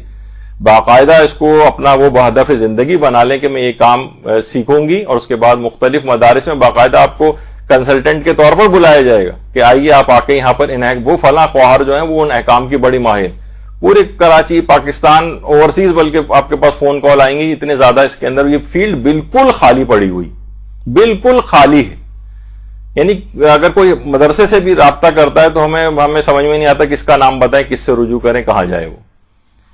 تو اس میں ایک گروپ بنا لیں کچھ خواتین کا جو اپنا ہدف زندگی اسی کو قرار دے دیں. کچھ ایسی خواتین ہو جائیں کہ جو خانگی جو معاملات ہیں وہ اس کو ہدف زندگی بنا لیں. مثلا پرابلمس لوگ لے کر آتے ہیں، پتہ چلا جب وہ بات چیت ہو رہی ہوتی ہے ان سے تو معلوم یہ چلتا ہے کہ جناب خاتون کے اندر ہی کوئی ایسا فالٹ تھا، اس کو نشاندہی کی جاتی کہ آپ کے طریقہ کار کے اندر دیکھیے غلطی ہے جس سے گھر میں آپ کے معاملات صحیح نہیں چل رہے ہیں. خانگی امور اس کے اندر کوئی مہارت حاصل کر لے. یا مثلا تربیت اولاد کے سلسلے میں مہارت حاصل کوئی کر لے کہ جناب باقاعدہ اس کا سیمینارز کا انعقاد کرے یا چھوٹے چھوٹے درسوں کا انعقاد کرے. کسی علاقے کے اندر 3 روزہ 5 روزہ درسوں کا انعقاد کے علاقے کی عورتیں مثلا جمع ہو جائیں، ان کو بتائے کہ بچوں کی تربیت کیسے کی جاتی ہے. کتنی چیزیں ایسی ہیں، ساری زندگی بھی اس میں اگر کوئی لگا دے. میراث کے مسئلے ایسے ہیں، چلیں خواتین اس لحاظ سے اس میں نہیں لیکن کچھ مردوں کو اس میں آگے آنا چاہیے. کتنے ہیں لوگ پریشان گھومتے ہیں، صحیح ان کے مسئلے حل نہیں ہوتے. کتنے افراد ایسے ہیں کہ جو کہ معاشرے کے اندر بااثر افراد ہیں، وہ لوگوں کی سلو صفائی کروا سکتے ہیں. میجر صاحب ہیں، کرنل صاحب ہیں، فلاں ڈائریکٹر صاحب ہیں، ان کی باتوں میں اثر بھی ہوتا ہے. لوگ ان کے پاس جائیں کہ یہ جو فیصلہ کریں گے، چلے ہم ایک جس طرح ایک پنچایت کمیٹی، یہاں تو نیگیٹو ٹائپ پہ کچھ پنچایت کمیٹیوں کے فیصلے ایسے آگے کہ لوگ اس کے اندر اس میں طرف جاتے ہی نہیں، لیکن سلو صفائی کے اعتبار سے ذرا ان کا ایک پریشر ہوتا ہے، لوگ ان کی ذرا بات سنتے ہیں. تو بااثر افراد جو ہیں وہ اپنے دھندوں کے اندر لگے ہوئے، انہیں معاشرے کے اندر یہ تمام چیزیں ان کیونکہ سوچتے ہیں کہ ہمارے حالات سب صحیح چل رہے ہیں، پیسہ بھی ہمارے پاس ہے، اچھی بھلی زندگی گزر رہی، کون دوسروں کے جھگڑوں کے اندر جو ہے ٹانگیں اڑائے بلا وجہ. تو ان کو احساس ہی نہیں کہ صلح اور صفائی کروانا اس میں کتنا اجر و ثواب ہے، باقاعدہ لوگوں کے جھگڑوں کو دور کرنا صاحبان ایمان کے. تو یہ بااثر قسم کے افراد بنسبت ان کے جو معاشرے کے اندر مومن ہیں، اچھے ہیں، متقی پرہیزگار ہیں، لیکن اس لحاظ سے معاشرے کے اندر کوئی اثر نہیں ہے ان کا، تو ان کی کوئی بات سنتا بھی نہیں. لیکن یہ جو افراد ہیں ان کا معاشرے کے اندر ایک اثر ہوتا ہے. جب ہی استاد محسن قراتی فرماتے ہیں نا کہ اگر نماز جماعت کی پہلی صفوں کے اندر بہت پڑھے لکھے افراد، پروفیسر حضرات اور بڑے بڑے تعلیم یافتہ افراد، بزنس مین، یہ لوگ اگر پہلی صف کے اندر آنے لگے تو مسجدیں نمازیوں سے بھر جائیں. یعنی لوگ ان کو دیکھ کے بھی ہوتے ہیں، اچھا فلاں صاحب ایک یہاں پر تھے، ایک بڑے عہدیدار تھے، کراچی کی مختلف مساجد نماز جماعت کے پابند تھے، تو لوگوں کو پتہ چلتا تھا، سینکڑوں لوگ اپنی درخواستیں لے کر اور نماز جماعت میں شریک ہونے وہاں پر ان مساجد کے اندر پہنچ جاتے تھے. تو بہرحال اس طرح سے بھی ہے. اسی طرح سے کتنے ایسے افراد ہیں جو کہ نا لوگوں کو کاروبار کروا سکتے ہیں, ملازمتیں دلوا سکتے ہیں. کتنا بڑا پرابلم ہے آج کل. ہدف زندگی اس کو قرار دے دیا جائے کہ لوگ ساری زندگی کے اس کے لیے بجائے اس کے کہا جاتا ہے نا کسی کو پوری زندگی مچھلی کھلانے سے بہتر ہے اسے مچھلی پکڑنا سکھا دی جائے تاکہ وہ خود سے اپنا کام کرتا رہے. تو امپلائمنٹ جو ہے لوگوں کو ملازمتیں مہیا کرنا, لوگوں کو کاروبار کی گائیڈنس مہیا کرنا. لوگ کتنے غلط کاروباروں میں پیسے پھنسا کے بیٹھ جاتے ہیں, لوگوں کو دے دیتے ہیں, ان کے پیسے وہاں پر پھنس جاتے ہیں. اسی طرح سے کچھ افراد ہدف زندگی کے قریب لوگوں, کوئی ایک خاندان, 5 خاندان, 10 خاندانوں کی سالانہ کفالت کا کام پکڑ لے. اسے پتا ہے کہ میرے اپنے جاننے والوں میں فلاں افراد ہیں, ان سے میں ڈونیشن کلیکٹ کر کے اتنے 5 خاندانوں کی کفالت میں سالانہ اپنے ذمے لے لیتا ہوں. ہدف زندگی بنائے, کچھ تو کرے معاشرے کے اندر جو بھی, یعنی یہ میں مختلف آپ کو چیزیں بتاتا جا رہا ہوں, ان کی احکام کی وہ معرفت حاصل کرے گا. اچھا, کسی کو اگر مثلا مالی استحکام حاصل ہے تو وہ پیسوں کو اپنا قائم مقام بنا سکتا ہے. بہت سی چیزیں ٹھیک ہے میں علم اتنا حاصل نہیں کر پا رہا ہوں لیکن میرے پاس مثلا پیسہ ہے تو وہ بہت سارے اہداف میں اس کو کام میں لا سکتا ہے. مثلا مسجدیں بنا رہا ہے ان پیسوں سے, مدارس بنا رہا ہے, امام بارگاہیں بنا رہا ہے, یتیم خانے کے اندر حصہ لے رہا ہے, کسی بھی جگہ اس طرح کی چیزیں ہیں. بہت سارے ہدف ہیں کہ جس کے اندر وہ ڈال سکتا ہے اپنے آپ کو. کیونکہ دیکھیں یہ جو پیسے والے افراد ہیں, دیکھیں جب ان کو یہ بات بتائی جائے کہ بھائی کوئی فرق نہیں ہے, جب قبر میں انسان واقعتاً جاتا ہے بس سب کی شکلیں ایسی ہو جاتی, مرد ہو, عورت ہو, کالا ہو, گورا ہو, عربی ہو, اجمی ہو, فقیر ہو, غنی ہو, سب کے سب کی شکلیں یہ ہوں گی. تو یہاں فقط چند روزہ زندگی کے لیے اپنے آپ مال کے اوپر اترانا اور سب کچھ کرنا, اس کا کوئی فائدہ نہیں. حقیقتاً اس مال کو اپنا قائم مقام بنائے آخرت کے لیے. تو یہ تمام چیزیں ایسی ہیں کہ حقیقتاً ان کو سوچنا چاہیے. اور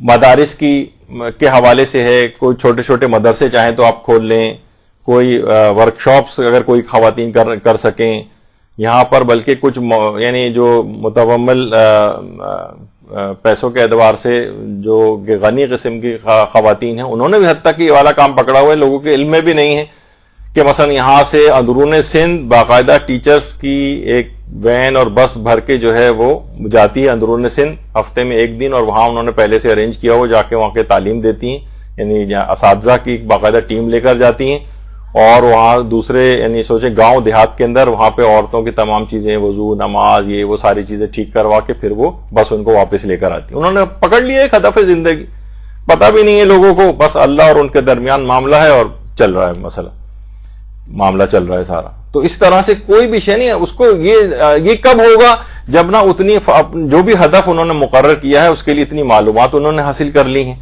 کہ اس کے فضائل کیا ہیں, اس کے فوائد کیا ہیں, اور پھر اس کے بعد اس کام کے پیچھے لگ گئے. بس ایک مائنڈ سیٹ ہو گیا, اب اس کو آگے پیچھے نہیں کیا جا سکتا. اسی کو استقامت کہتے ہیں. اور یہ استقامت کیسے آئی؟ ان کو فضائل کی معرفت سے آئی. ان کو پتا ہے کہ اس کا فائدہ کیا ہے. مریض کو اگر آپ بلڈ پریشر والے مریض کو کہیں کہ بھائی ساری زندگی گولی کھانی ہے, اب کیسے گولی کھائے گا؟ اسے پورا بتایا جائے دیکھو گولی نہیں کھاؤ گے تو جو ہائپر ٹینشن جو سائلنٹ کلر کہلایا جاتا ہے, خاموشی سے اندر کام خراب کر دیتا ہے, تمہیں یہ فائدہ ہوگا کہ تمہارا کنٹرول رہے گا, زندگی طویل ہوگی فلاں, تو اب وہ ساری زندگی کھاتا رہے گا. اور بنسبت اس کے کہ جن کو اس کی پتہ نہیں ہوتا کہ دوا کیا کرے گی یا اس کی بیماری کے نقصانات کیا ہیں, اکثر و بیشتر پھر جب وہ پہنچتے ہیں اسپتالوں میں تو وہ پھر علاج بھی اتنا زیادہ فائدہ مند نہیں ہے ان کے لیے, کیونکہ ان کو اس کی معرفت ہی نہیں تھی کہ اس گولی کھانے کا فائدہ کیا ہے. اچھا پھر یہ کیا ہوا؟ پہلے تو ہدف زندگی کا تعین کریں, اس سے استقامت آئے گی. پھر ہدف کے فضائل کی معرفت ہونی چاہیے, اس سے استحکام آئے گا ارادے کے اندر. پھر تیسری چیز یہ ہے ہدف و مقصد کا جنون. دیکھیے ایک اسکواش کے کھلاڑی جو ہے پاکستان کے اندر تھے. اب کیا تھا ان کو, آپ کو پتا ہے کہ اس کھیل کے اندر وہ دیوار کے اوپر ایک بال مارتے رہنا ہے. اچھا جو ظاہر ہے اس میں بعض اوقات وہ کوئی دوسرا کھیلنے والا ساتھ میں نہیں ہوتا, تو ان کے متعلق میں نے پڑھا تھا ورلڈ چیمپئن تھے کہ وہ روزانہ 8 گھنٹے دیوار کے اوپر بال مارتے رہتے تھے. اب بتائیں, لیکن کیا ہے کہ بہرحال انہوں نے ایک ہدف زندگی جو بھی انہوں نے بنایا یہاں تک کہ اس مقصد کو اچیو کیا اور ایک دنیا کے اندر ایک چیمپئن ہو گئے اس میں وہ. ایک ہاکی کے کھلاڑی کے متعلق کسی نے بتایا کہ جو بہت ہی اس وقت پاکستان کے جو ایک لحاظ سے نمبر 1 ہاکی پلیئر ان کو کہا جاتا ہے کہ ان کے وہ لوگ بتاتے ہیں گراؤنڈ میں جس وقت سارے لڑکے آتے تھے یہ 2 گھنٹہ پہلے اکیلا شخص آ جاتا اور اکیلا ہاکی کھیلتا رہتا تھا. یعنی میں وہ بتا رہا ہوں کہ ہدف و مقصد کا جب تک جنون پیدا نہیں ہوگا نا, جب تک کوئی بڑا مقام حاصل نہیں ہو سکتا. علامہ امینی دینی اعتبار سے دیکھیں صاحب الغدیر جنہوں نے کتاب لکھی, اور کتنے ہی سال انہوں نے اس کتاب کو لکھنے میں انڈیا کی جو لائبریریاں ہیں وہاں کا سفر کیا تھا. صبح کو جاتے تھے تو پورا وقت اس لوگوں نے جب یہ وہاں سے واپس آئے انڈیا سے تو پوچھا کہ انڈیا کا موسم کیسا تھا, تو کہنے لگے مجھے تو پتہ نہیں انڈیا کا موسم کیسا تھا, میں تو صبح سویرے نکل جاتا تھا منہ اندھیرے اور رات گئے وہاں سے واپس آتا تھا, مجھے پتہ ہی نہیں. یہ کیا ہے پھر اس کے نتیجے میں کیا ہوا, ایک ایسی کتاب لکھی کہ آج تک عالم اسلام میں الغدیر جیسی کتاب کوئی اس موضوع پہ لکھی نہیں گئی. اللہم صلی اللہ علیہ وسلم.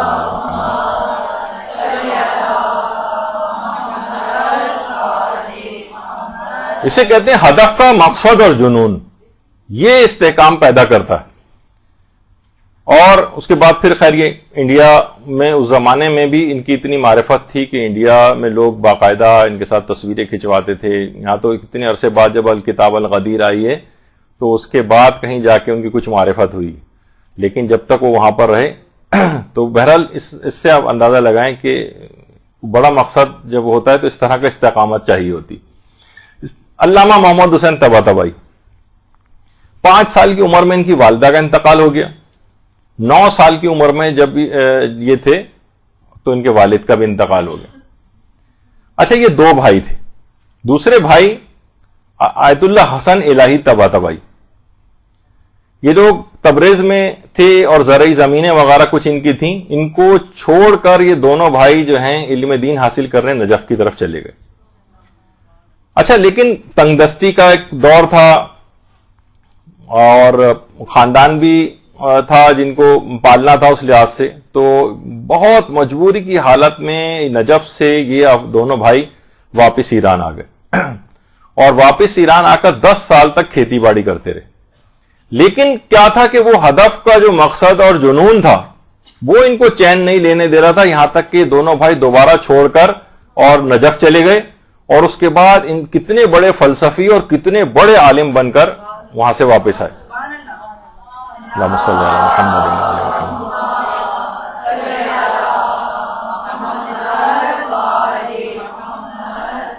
کہ آیت اللہ محمد حسین طباطبائی نے دیگر کاموں کے ساتھ تفسیر المیزان لکھی جو اس وقت عالم اسلام کی نمبر 1 تفسیر کہی جاتی, اور ان کے بھائی حسن الہی طباطبائی یہ بھی بہت بڑے فلسفی تھے, بلکہ ان کو بہت سے علماء آیت اللہ محمد حسین طباطبائی سے بھی بڑا فلسفی قرار دیتے ہیں حسن الہی کو. تو ہدف کا مقصد اور جنون, اور پھر دوبارہ ان کا تذکرہ میں لے کر آؤں گا آغا اصغر کا مرحوم کا. یعنی انہوں نے خود مجھے یہ بات بتائی تھی کہ جب سے میں نے اس کام کو ایک مشن کے طور پر اس کو اکثر و بیشتر وہ آنسوؤں کے ساتھ رونے لگتے تھے. کہتے تھے کہ میرے اپنے رشتہ دار مجھ سے کترانے لگے, مجھے مردے والا, کفن والا اور اس طرح کا جو ہے نا جو القابات سے نوازتے ہیں, حتیٰ کہ ان کی اولادوں کی شادیاں کے اندر پرابلم ہونا شروع ہو گیا تھا. تو لوگ رشتوں دینے سے کترانے لگے تھے کہ جیسے کوئی بہت معاذاللہ کوئی منحوس قسم کا کام جو ہے وہ کر رہے ہیں. تو بہرحال لیکن کیا ہوا کہ انہوں نے بہرحال ایک اس کو مقصد زندگی تھا, اس کو اپنا مشن بنایا اور یہاں تک کہ اسی آخری وقت تک اس کے اندر کام کرتے رہے اور اسی میں انتقال کیا. اچھا کتنا ہی دل چاہتا ہے, بعض اوقات یہ ہوتا ہے کہ انسان جب قبرستانوں کے اندر جاتا ہے, کوئی باقاعدہ اس کو بھی کوئی کسی طور پر کوئی اگر مومن اس کام کو پکڑے, کتنے افراد کو ہم دیکھتے ہیں جو اپنے مرحومین کی قبروں پہ جاتے ہیں, کتنی ایسی چیزیں وہاں سائن بورڈ مردوں کو کرنے والی چیزیں وہاں لکھ کے لگائی جائیں, مردوں کو کن چیزوں سے فائدہ پہنچتا ہے, ان کے قضا واجبات کے متعلق کیا کچھ وہاں پر ایسی چیزیں لوگوں کو گائیڈ کرنے کے اعتبار سے قبرستانوں کے اندر ہوں. کوئی یہ والا کام پکڑ لے. قبرستانوں میں باقاعدہ قبر کے اوپر جا کر کوئی چاہیں تو اپنا روزگار بھی یہ بنا لیں, بہت اچھا روزگار ان کا چلے گا. قبرستانوں میں باقاعدہ گروپ بنا لیں, یعنی بہت سارے اس طرح کے ہیں افراد ہیں, غریب ہیں, جو کہ جا کر جو ہے نا قبروں کے اوپر تلاوت کر سکتے ہیں اور دعائیں پڑھ سکتے ہیں. لوگ آج کل اپنے مرحومین کی قبروں پہ نئے تازہ معاملہ ہوتا ہے تو ذرا جلدی جاتے ہیں, اس کے بعد تو پھر سال ہا سال نہیں جانا ہوتا ہے. تو کم سے کم اس طرح کا کوئی ایک سسٹم جو ہے وہ بن جائے, کچھ تو یعنی بات آگے بڑھے. کچھ اگر چاہیں تو ایسا کہ ایصال ثواب کی مجالس کی اسپیشلسٹ بن جائیں آپ, ہدف زندگی یہ بنا لیں, کچھ اور نہیں 25-30 مجلسیں ایسی تیار کر لیں بہترین ایصال ثواب کی, جھنجھوڑ دینے والی. یقین کیجئے اس کا اتنا زیادہ فائدہ ہے, چاہے آپ اور کسی چیز کے اندر اتنی مہارت حاصل نہ کریں. ایک عالم تھے, انہوں نے باقاعدہ ثمرات الحیات کے نام سے 2 والیوم کے اندر ان کی کتاب بھی, انہوں نے 200 مجلسیں تیار کی دی اور ان کو کہا کہ یہ میری ساری زندگی کا ہدف. بڑے عالم تھے, کہا انہوں نے 200 مجلسیں تیار کر لی اور اس کو کتابی صورت میں شائع بھی کروایا, اردو میں بھی موجود ہے, ثمرات الحیات کے نام سے آپ لے سکتی, بنی بنائی مجلسیں. تو 200 مجالس انہوں نے ہدف بنایا اور کہا کہ میں یہ مجلسیں جا کر پڑھتا ہوں, اس کے اندر بہترین مجالس پریپئر کی انہوں نے. اسی طرح سے آپ ایصال ثواب کی مجلسیں 20-25-30 مجلسیں آپ رفتہ کر کے تیار کر لیں. ظاہر ہے مختلف جگہوں پہ الگ الگ آڈینس ہوتی ہے, کوئی اتنا مسئلہ نہیں ہوگا آپ کو, لیکن بہترین ایسی اول اس کی جملوں سے لے کر آخر تک ایسی پورا اثر اور بہترین بنانے کے لوگ جھنجھوڑ. اس وقت دیکھیے دل نرم ہوتے ہیں, رشتہ دار بھی آتے ہیں, ایصال ثواب, سوئم, 40واں برسی وغیرہ کی جو مجلسیں ہوتی ہیں, اور ایسے رشتہ دار آ کر بیٹھتے ہیں ساری زندگی کبھی قابو نہیں آتے دین کے اعتبار سے. وہ اس میں رشتہ داری کے عنوان سے ان کو آنا پڑتا ہے مجبوراً, اور کوئی ذریعہ نہیں, حتیٰ کہ شاید وہ ایام اضحیٰ کی مجالس کے اندر بھی نہیں اگر آپ آتے تو کم سے کم اس میں تو ان کو شرما حضوری میں آنا پڑتا ہے, اور بہترین ان کے اوپر کام کیا جا سکتا ہے. لیکن ہمارے ہاں بھی دیکھتے ہیں ہم عام طور پر کہ اسی طرح کی جو پورے سال عمومی جو مجلسیں ہوتی ہیں بس وہی لوٹ پھیر کر کے بس زیادہ مرحوم کا 1-2 نام یا کوئی چیز اس میں ڈال کے وہی تقریباً مجلس پڑھ دی جاتی. ایصال ثواب کی الگ سے کوئی اسپیشلائزڈ اپنے زندگی کا مقصد بنا لے اور اس کو پڑھے تو بہترین اس کے لیے ہوگا.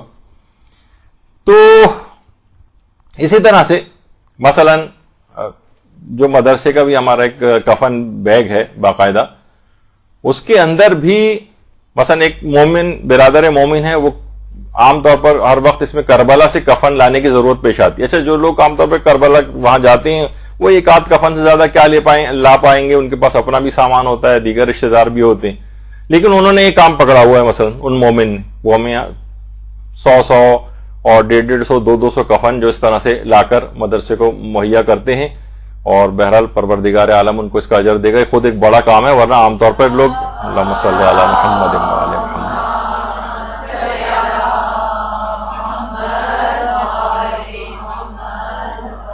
تو یہ کیا ہوتا ہے جب تبلیغات یا اس کا ثواب کو حاصل کرنے کا جنون ہوتا ہے نا, پھر یہ والے کام ہوتے ہیں, پھر وہ اس کو خاطر میں اپنا چاہے کم سامان آ جائے, یہ والی چیز جو ہے وہاں سے مہیا کر دی جائے. اب سوچیں کہ آپ جتنا یہ اس کا یعنی اس کی فضائل کی معرفت ان کو یقیناً معلوم ہوگی, اس کے ایک ہدف انہوں نے اس کو بنایا, ایک جنون اس کے اندر ہے.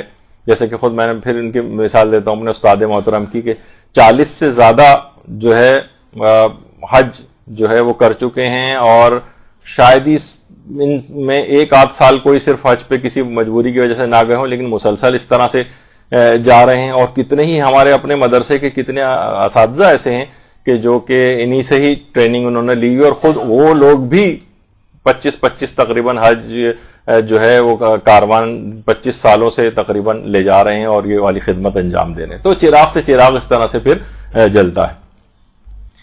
اچھا یہ ہو گئی تیسری چیز کہ ہدف کے فضائل کی معرفت ہوگی تو پھر آپ استقامت آپ کے اندر آئے گی, ایک جنون ہوگا تو پھر آپ ہدف کے لیے آگے بڑھیں گی, پھر چھوٹی موٹی چیزوں کو خاطر میں نہیں لائیں گی.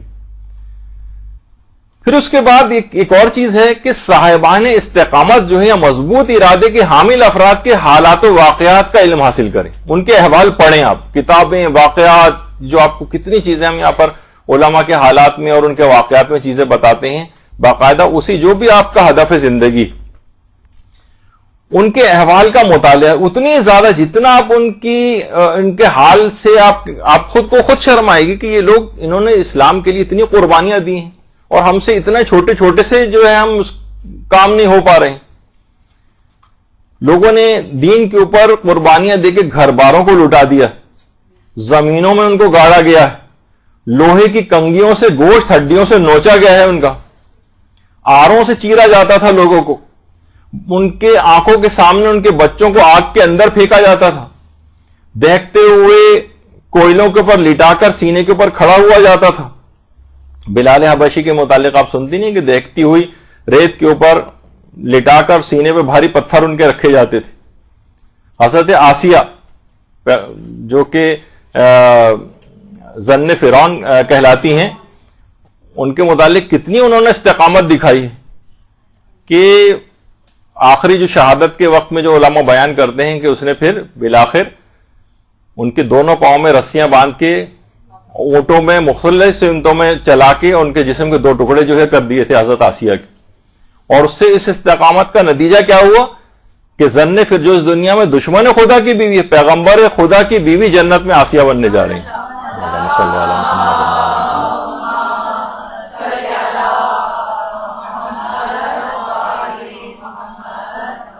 یعنی پیغمبر کی جو جنت میں جو زوجہ بنیں گی اس میں حضرت خدیجہ طاہرہ کے بعد ایک نام ان کا بھی آتا ہے۔ تو اسی طرح سے یہ تو چلے عام مظاہر جو ہمیں نظر آتے ہیں، بالکل اسی طریقے سے حضرت آیت اللہ باقر الصدر کی جو بہن تھی آمنہ بنت الہدا، ان کے متعلق بھی تقریباً شہادت کا ایسا ہی واقعہ جو ہے وہ بیان کیا جاتا ہے کہ صدام نے دونوں ٹانگوں میں رسیاں باندھ کے جیپوں میں باندھ کے مختلف سمتوں میں چلائی تھی۔ تو استقامت اسی طرح سے مثلا قاضی نور اللہ شستری جن کا، یعنی میں اس لحاظ سے کہہ رہا ہوں کہ استقامت والوں کے واقعات کا مطالعہ کریں، انہوں نے کتنی قربانیاں دی ہیں اسلام کے لیے، ہم سے تو اتنی قربانیوں کا تقاضا بھی نہیں ہو رہا ہے، اور پھر بھی ہم سے نہ چھوٹے چھوٹے یعنی گناہ نہیں چھوٹ پاتے ہیں، چھوٹی چھوٹی نیکیوں پہ ہم عمل نہیں کر پاتے ہیں۔ یعنی اس لحاظ سے انسان کو شرمسار بھی ہونا چاہیے کہ کیا اس کا مقام اور مرتبہ ہے۔ تو قاضی نور اللہ شستری جنہیں شہید ثالث کہا جاتا ہے، باقاعدہ ان کی گدی میں سوراخ کر کے زندہ حالت میں زبان کھینچی گئی تھی، اور اس کے بعد تیل کے دہکتے ہوئے الاؤ میں ان کو ڈالا گیا تھا، اور اس کے بعد جو بھی جسم کے بچے کچے جو ٹکڑے تھے اس کے بعد کوڑے کے اوپر پھینک دیے گئے تھے، یہاں تک کہ اس زمانے میں کئی مومنین کے خواب میں حضرت فاطمہ زہرا سلام اللہ علیہا آئی تھی۔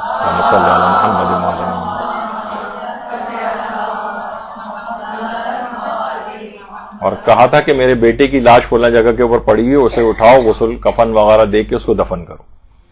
تو بہرحال یہ استقامت سے دیکھیے سب چیزیں حاصل ہوتی ہیں۔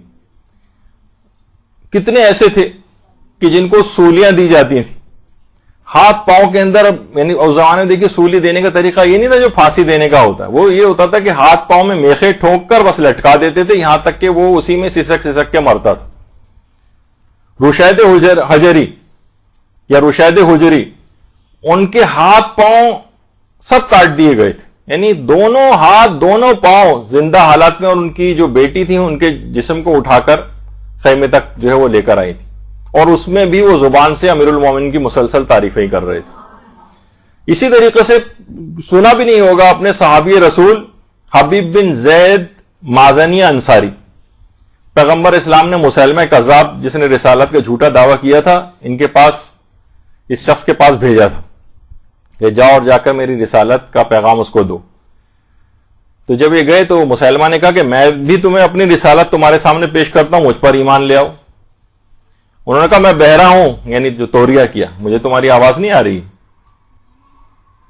تو مسلمہ نے جلادوں کو بلایا اور کہا کہ اس کے جسم کا ایک ایک جوڑ کاٹتے جاؤ یہاں تک کہ میری رسالت کا اقرار کر لے۔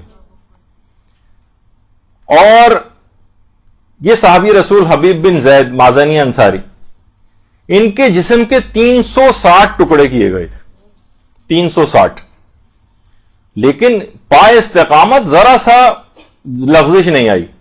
دیکھیں تو کہ لوگوں نے اسلام کے لیے کتنی قربانیاں دی۔ مومن آل فرعون، قرآن نے جن کا تذکرہ کیا کہ ان کا جو انجام اتنا بخیر ہوا تھا کہ پروردگار نے جو ان کو عطا کیا تھا کہ انہوں نے کہا تھا کہ کاش میری قوم جان لیتی کہ میرے پروردگار نے کتنا عظیم اجر عطا کیا۔ کیا تھا؟ کافر جو تھے ان کے پیٹ پر چڑھ کر اس قدر ان کو روندا تھا کہ ان کی آنتیں باہر نکل آئی تھی، مومن آل فرعون۔ تو اسی طرح سے عمار یاسر کی جو والدہ جو اسلام کی پہلی خاتون شہیدہ کہلاتی ہیں سمیہ، آج بھی مسجد الحرام سے بہت قریب جو ایک مقبرۃ الشبیکہ یا مقبرۃ الشبیکہ کے نام سے ایک ایریا ہے، یہ وہ ایریا ہے کہ جہاں پر کافر اپنی بیٹیوں کو زندہ دفن کیا کرتے تھے، اور اسی کے اندر ہی، اسی مقبرۃ الشبیکہ جو کہلاتا ہے، اسی کے اندر ہی عمار یاسر کی والدہ کی قبر بھی ہے جن کا نام سمیہ تھا، اور ان کو بھی بے دردی کے ساتھ شہید کیا گیا تھا۔ ان کے شوہر جو یاسر تھے، عمار تو بیٹے کا نام تھا، یاسر ان کے جو شوہر تھے، عمار یاسر کے جو والد یاسر، ان کو شکنجوں کے اندر جو ہے وہ کس کے ان جگہوں کے اوپر رکھا جاتا تھا، اور اس کے بعد پیغمبر اسلام وہاں سے گزرتے تھے اور یہ کہتے ہوئے جاتے تھے کہ صبر کرو تمہارا انجام جنت ہے۔ تو یہ تمام افراد جو ہیں ان کا اگر آپ واقعتاً دیکھیں کہ کتنا ان لوگوں نے اسلام کے لیے قربانیاں دی۔ باقاعدہ لوگ زیارت کے لیے بھی جاتے ہیں، آیت اللہ سیستانی سے بھی ملاقات کرتے ہیں، تو آیت اللہ سیستانی کے پاس پاکستانی زائرین بھی گئے تھے جس زمانے میں بہت ٹارگٹ کلنگ وغیرہ چل رہی تھی، اور آیت اللہ سیستانی سے جا کر کہا تھا کہ آغا آپ کچھ بتائیں، ہم لوگ بہت پریشان ہیں، مستقل بنیادوں پر اس طرح سے وہاں پر جو ہے چل رہا ہے ایسا۔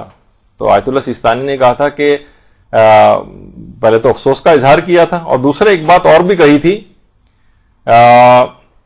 اس وقت کوئی سوچ بھی نہیں سکتا تھا، لیکن کہا کہ بہت ہی جلد انشاءاللہ پاکستان کے حالات شیعوں کے لیے بہتر ہو جائیں گے۔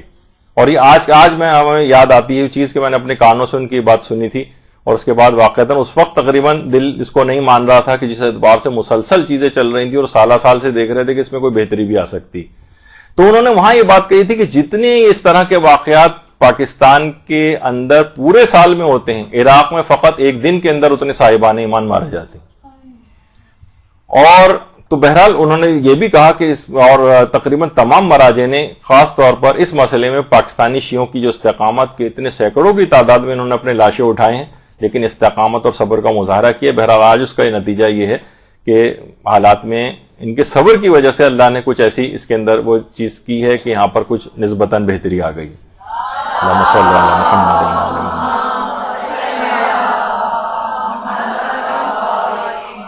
تو مختلف جو چیزیں ہیں اس کے اندر اگر آپ دیکھیں، مختلف اس کے اندر استقامت الگ الگ طریقے سے جو ہے وہ موجود ہے، ان کے حالات کا انسان مطالعہ کرے۔ اسی طرح سے مثلا علم کے اندر اگر آپ دیکھیں، اس کے اندر علماء کے حالات پڑھیں۔ آیت اللہ شیخ جواد تبریزی وہ کہتے تھے گزشتہ ساری زندگی میری گزر گئی ہے علم دین اور تبلیغات میں چھٹی کے مفہوم سے ناآشنا ہوں، مجھے پتہ ہی نہیں چھٹی کیا ہوتی۔ حقیقت میں دیکھا جائے تو چھٹی کا اسلام کے اندر بھی کوئی تصور تو نہیں، یعنی چھٹی کے کیا معنی، کیا کس چیز کی چھٹی؟ تو مثلا اگر کوئی شخص تبلیغات کر رہا ہے تو تبلیغات میں کوئی چھٹی؟ یہاں خدا کا شکر ہے ہمارے بھی ہم مدرسے کے جو اکثر کارکنان ہیں یا پورے ہفتے مصروفیت ان کے ایک دن بھی چھٹی کا نہیں، حتیٰ کہ آج آپ لوگ بھی ماشاءاللہ چھٹی کے دن آئے ہوئے ہیں یہاں پر اتوار کے روز، تو چھٹی آج بھی نہیں، کام ہے۔ تو بہرحال اور آیت اللہ شیخ جواد تبریزی کو ان کے خود طالب علم کہتے ہیں کہ ہم دیکھتے تھے کہ جس دن اتنی شدید برف باری قوم کے اندر ہو رہی ہوتی تھی، ہم سوچتے تھے آغا آج تو درس دینے نہیں آئیں گے، اور ہم اکثر اپنے مدرسے میں یا اپنے کمروں میں گرم بستروں میں ہوتے تھے، لیکن سوچتے تھے کہیں آغا اگر آ گئے تو بڑی شرمندگی ہوگی۔ ہم وہاں بہرحال کسی طور پہ پہنچتے تھے اور دیکھتے تھے آیت اللہ شیخ جواد تبریزی اسی برف کے اوپر چلتے ہوئے ہاتھ میں وسائل الشیعہ کی کتاب لے کے اس بڑھاپے کے حالت میں برف پہ چلتے ہوئے درس کے لیے آ رہے ہیں۔ تو آپ دیکھیں تو اللہم صلی علی محمد وعلی محمد۔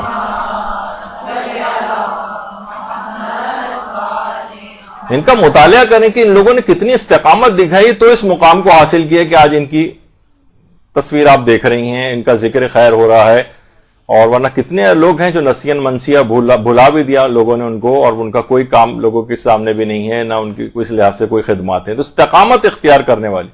اسی طرح سے مثلا آیت اللہ شیخ مرتضی انصاری، کتنے رسالے جو کوئی بھی جتنے بھی مجتہدین لوگ بنتے ہیں، کوئی شیخ انصاری کی کتابیں پڑھے بغیر کوئی شخص مجتہد نہیں بن سکتا۔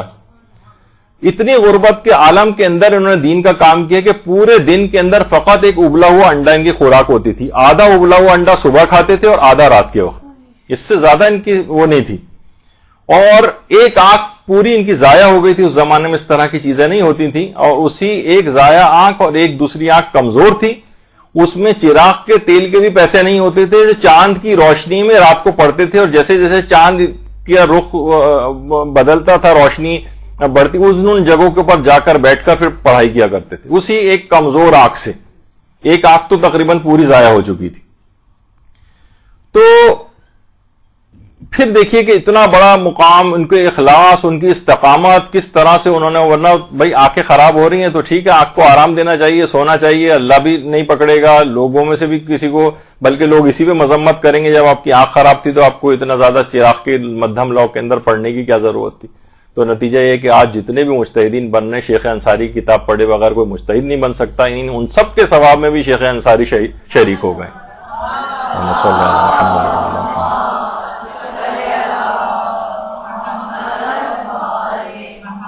تو استقامت انسان دکھائے, بعض اوقات قوم کے طور پر بھی استقامت دکھانی ہوتی.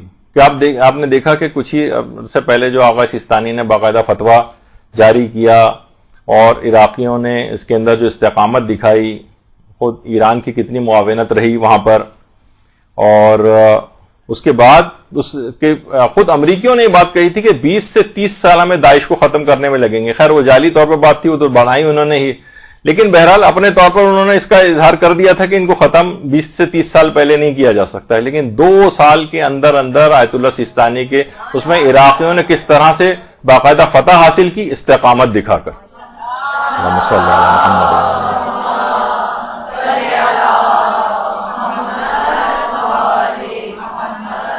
اور خود رہبر معظم نے بھی جو ارشاد فرمایا کہ خود ایران کی بھی جو مسلسل کامیابیاں ہیں, ان میں جنگوں کے باوجود جتنی بھی ترقیاں ہیں, دینی ہو یا دنیاوی فیلڈ کے اندر ترقیاں, سب استقامت کی وجہ سے.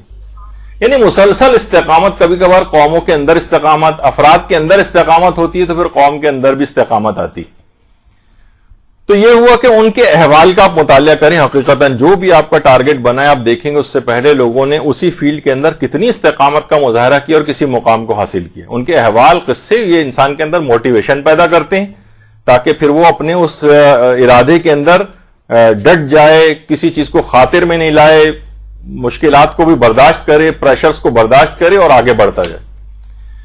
اس کے بعد اگلی چیز ہے, اور وہ بہت اہم آ رہی ہیں, وہ ہے استقامت کے لیے اللہ سے دعائیں کیجیے. یعنی جس کے پاس استقامت کو عطا کرنے کے سارے خزانے ہیں, اسی سے مانگ لیجیے دعا. یہی وجہ ہے کہ آیت اللہ محمد علی جاویداں, ان سے کسی نے آ کے پوچھا کہ آپ بہت تاکید کرتے ہیں کہ ہم ہر وقت باوضو رہیں, ہم کیسے استقامت دکھائیں اس میں؟ کوشش کے باوجود بھی ہم جب وضو ٹوٹ جاتا ہے تو دوبارہ نہیں کر پاتے کہ ہم وضو کی اس لحاظ سے تجدید کر لیا کریں. تو انہوں نے جواب میں کہا, تم اللہ سے استقامت کی دعا کرو, اس سے زیادہ طاقتور کس کی ذات ہے جو تمہیں استقامت عطا کرے؟ تم دعا تو کرو. یعنی ہمیں اپنی استقامت کو مضبوط ارادے کے لیے اللہ سے دعا کرنی چاہیے. بعض اوقات ہم سوچ رہے ہیں کوئی طریقہ ایسا ہمیں پتہ چل جائے, لیکن ہم اس سے غافل ہوتے ہیں کہ استقامت کو براہ راست اللہ سے مانگ لیا جائے. تو باقاعدہ پھر آپ دیکھیں گے کیسے معجزات ہوتے ہیں. اچھا, کچھ خاص دعائیں بھی ہیں. بہترین دعا جو ہے وہ دعائے غریق ہے, یا اللہ یا رحمان یا رحیم یا مقلب القلوب ثبت قلبی علی دینک.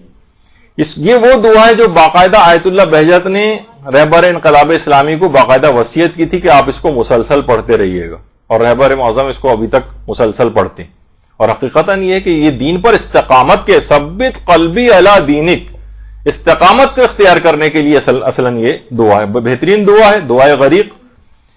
تو اس کو خاص طور پر پڑھنا چاہیے, کیونکہ قلوب جو ہیں یہ پروردگار عالم کے ہاتھ میں, وہ اگر اس کے اندر استحکام عطا کر دے تو آپ کا ارادہ خود بہت قوی ہو جائے گا. اس دعا کو کوشش کریں کہ یہ والی دعا دعائے قنوت کے اندر بھی, آپ اپنے قنوت جو نماز میں پڑھتی ہیں اس کے اندر بھی اس دعا کو پڑھیں. آیت اللہ شیخ ابو الحسن عیاضی, ان کی باقاعدہ ان کے حالات پر ایک کتاب ہے ایاضی از ملکوت کے نام سے. اس میں یہ بات بیان ہوئی ہے. آیت اللہ شیخ ابو الحسن عیاضی وہ اپنے طالب علموں کو استقامت اختیار کرنے کے لیے اس دعا, یہ جو دعائے غریق ہے, اس کو پڑھنے کی بہت تاکید کرتے تھے. وہ کہتے تھے علوم کے اندر اگر آپ کو استقامت اختیار کرنی ہے, تبلیغات میں استقامت اختیار کرنی ہے, تو اس دعا کو کبھی بھی فراموش نہ کریں. بہت زیادہ تاکید طالب علموں کے لیے کیا کرتے تھے دعائے غریق کی. اچھا دعا. اچھا پھر اس کے بعد ایک طریقہ اور ایسا ہے, ہر کام سے پہلے بسم اللہ الرحمن الرحیم کہنے کی عادت ڈالنا. اصلاً علماء فرماتے ہیں کہ یہ استقامت ہی کے لیے, کیونکہ خود پیغمبر فرماتے جو شخص سوتے وقت بسم اللہ الرحمن الرحیم کہتا ہے, خدا فرماتا ہے میرے ملائکہ صبح تک اس کے سانس لکھتے رہو تاکہ ہر سانس کے بدلے ایک نیکی اس کے نامہ اعمال میں ثبت کی جائے. اللہم صلی علی محمد و علی محمد. اچھا جب یہ یہاں عادی ہو جائے گا تو پل صراط پہ سے بھی جب بسم اللہ کہتے ہوئے گزرے گا تو اس کی برکت سے دوزخ کے شعلے بجھ جائیں گے. وہ کہے گی جزاک اللہ مومن, تیرے نور نے تو میرے شعلے ہی بجھا دیے. تو اس سے آپ اندازہ لگائیں کہ ہر کام سے پہلے بسم اللہ. تو اس کا نتیجہ کیا ہوگا کہ وہ کام لازمی اپنے صحیح انجام تک پہنچے گا جس کا آغاز بسم اللہ سے ہوا ہے.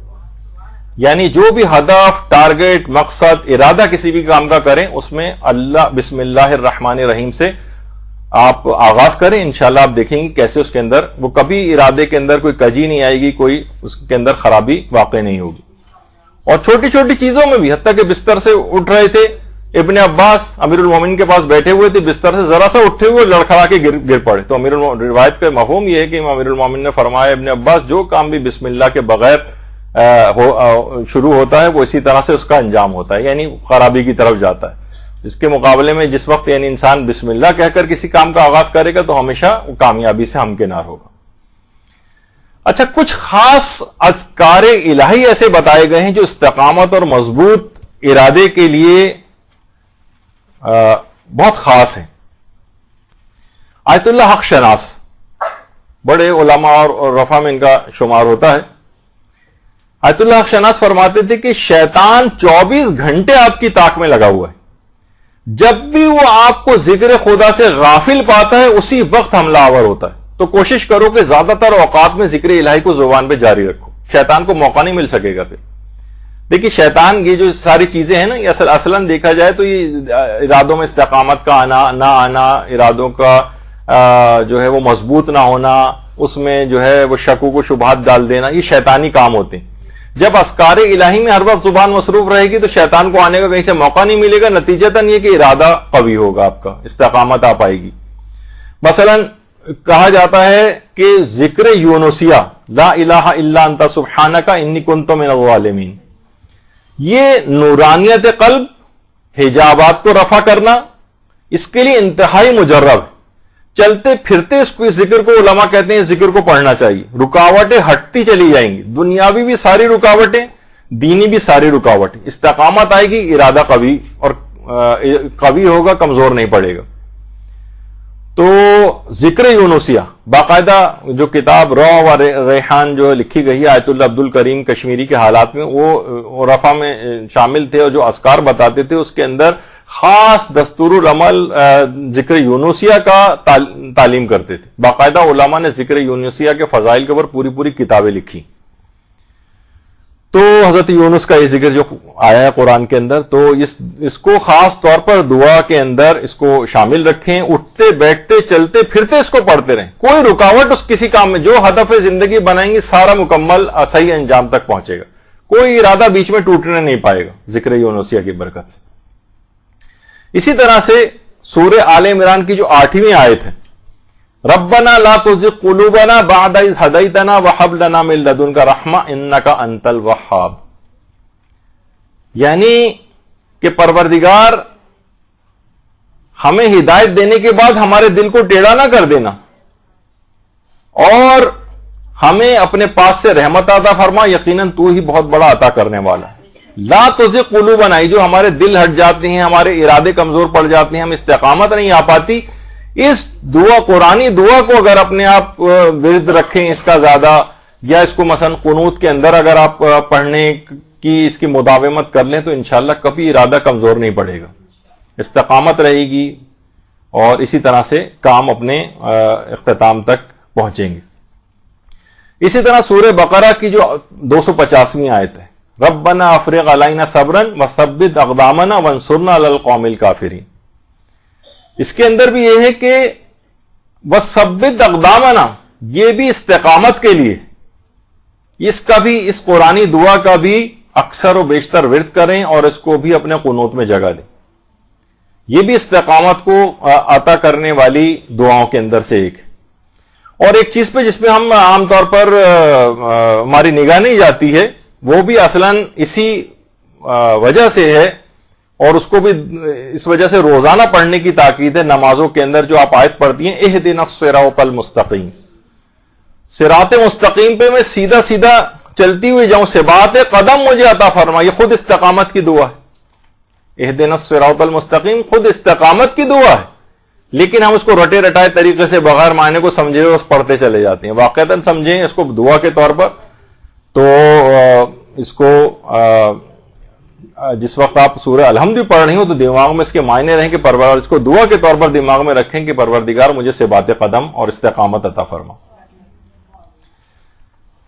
پھر علماء ایک چیز اور طریقہ بیان فرماتے ہیں, وہ ہے کہ جب بھی کوئی کسی کام کا ارادہ آپ کریں کہ مجھے یہ کام کرنا ہے, ارادہ, تو اس سے پہلے 2 رکعت نماز پڑھیں. یعنی استقامت اور مضبوط ارادہ اگر کسی کام کے سلسلے میں مطلوب ہے تو اس سے پہلے 2 رکعت نماز پڑھیں. اس کے آغاز میں 2 رکعت نماز. اچھا, 2 رکعت نماز جب آپ نے اگر اس میں پڑھ لی تو وہ کام لا محالہ انشاءاللہ اپنے بالکل صحیح اور ٹھیک انجام پر پہنچے گا. اس کی ابتدا آپ نے ایسا کی. جب یہ ایک چیز ہے کہ مثلا مستحبات میں سے بھی یہ چیز آتی ہے کہ جب بھی انسان, کوئی نوجوان مثلا شادی کا ارادہ کرے, ابھی کہیں رشتہ گیا بھی نہیں ہے, بس ارادہ کیا کہ ہاں اب مجھے اس میں اقدام کرنا شروع کرنا چاہیے, تو اس کے لیے مستحب ہے کہ وہ 2 رکعت نماز پڑھے. اب اس کے بعد جہاں بھی اس کے لیے بہتر ہوگا وہیں پہ اس کا رشتہ صحیح طور پر چلے گا, انجام تک پہنچے گا, شادی بھی کامیاب رہے گی. البتہ دوسری شادی کے خواہشمند افراد اس کے اندر جو اس پہ توجہ نہ کریں. تو بہرحال یہ کہ جب انسان کا شادی کا ارادہ ہو, اسی طریقے خواہ مرد ہو خواہ عورت ہو, وہ جب بھی اس کا ارادہ کرے کہ ہاں بس اب عمر ہو گئی ہے, اب اس میں آگے تو انشاءاللہ اس 2 رکعت نماز کی برکت سے رشتے بھی اس کے لیے اچھے آئیں گے, اور اس طرح سے آئیں گے کہ وہ ہو جائے گا, اور اس کے بعد آئندہ زندگی بھی اچھی گزرے گی. جب بھی الگ سے کہ جس وقت انسان ارادہ کرے اس وقت کے لیے الگ سے ایک مستحب ہے کہ 2 رکعت نماز پڑھے. تو یہ صرف اسی کام کے لیے نہیں ہے شادی کی, تو میں نے بیچ میں ایک مثال دی, کسی بھی کام جس کے لیے بھی استقامت اور قوی ارادہ مقصود ہے آپ کو, جو بھی آپ کا ہدف زندگی ٹارگٹ ہے اس کے لیے, جی ہاں اس کے لیے بھی بالکل. اس کے بھائی اب جو ہے آپ کی سوچیں گے میں اس کی تربیت صحیح طور پر کروں, اور اس کے اندر خود ایک برکت آئے گی, اس کے بعد وہ کام اپنے صحیح انجام تک پہنچے گا. صبح کی طرح پڑھی جائے گی, جی ہاں فجر کے طریقے سے. جب بھی قرآن میں بھی آیا ہے کہ یا ایھا الذین آمنوا استعینوا بالصبر والصلاۃ, صبر اور نماز سے مدد لو. نماز سے مدد باقاعدہ آپ مدد لیں گے اپنی استقامت کے لیے, اور جب مدد لیں گی اور نماز سے مدد ہوگی تو انشاءاللہ پھر آپ دیکھیں گے کس طرح سے اس کا نتیجہ نکلے گا. پھر علماء ایک چیز اور فرماتے ہیں کہ مضبوط ارادے کے حامل افراد کے لیے, یعنی وہ اگر اپنا ارادہ مضبوط کرنا چاہیں اور استقامت اختیار کرنا چاہیں تو وہ صبح سویرے اٹھنے کی عادت ڈالیں.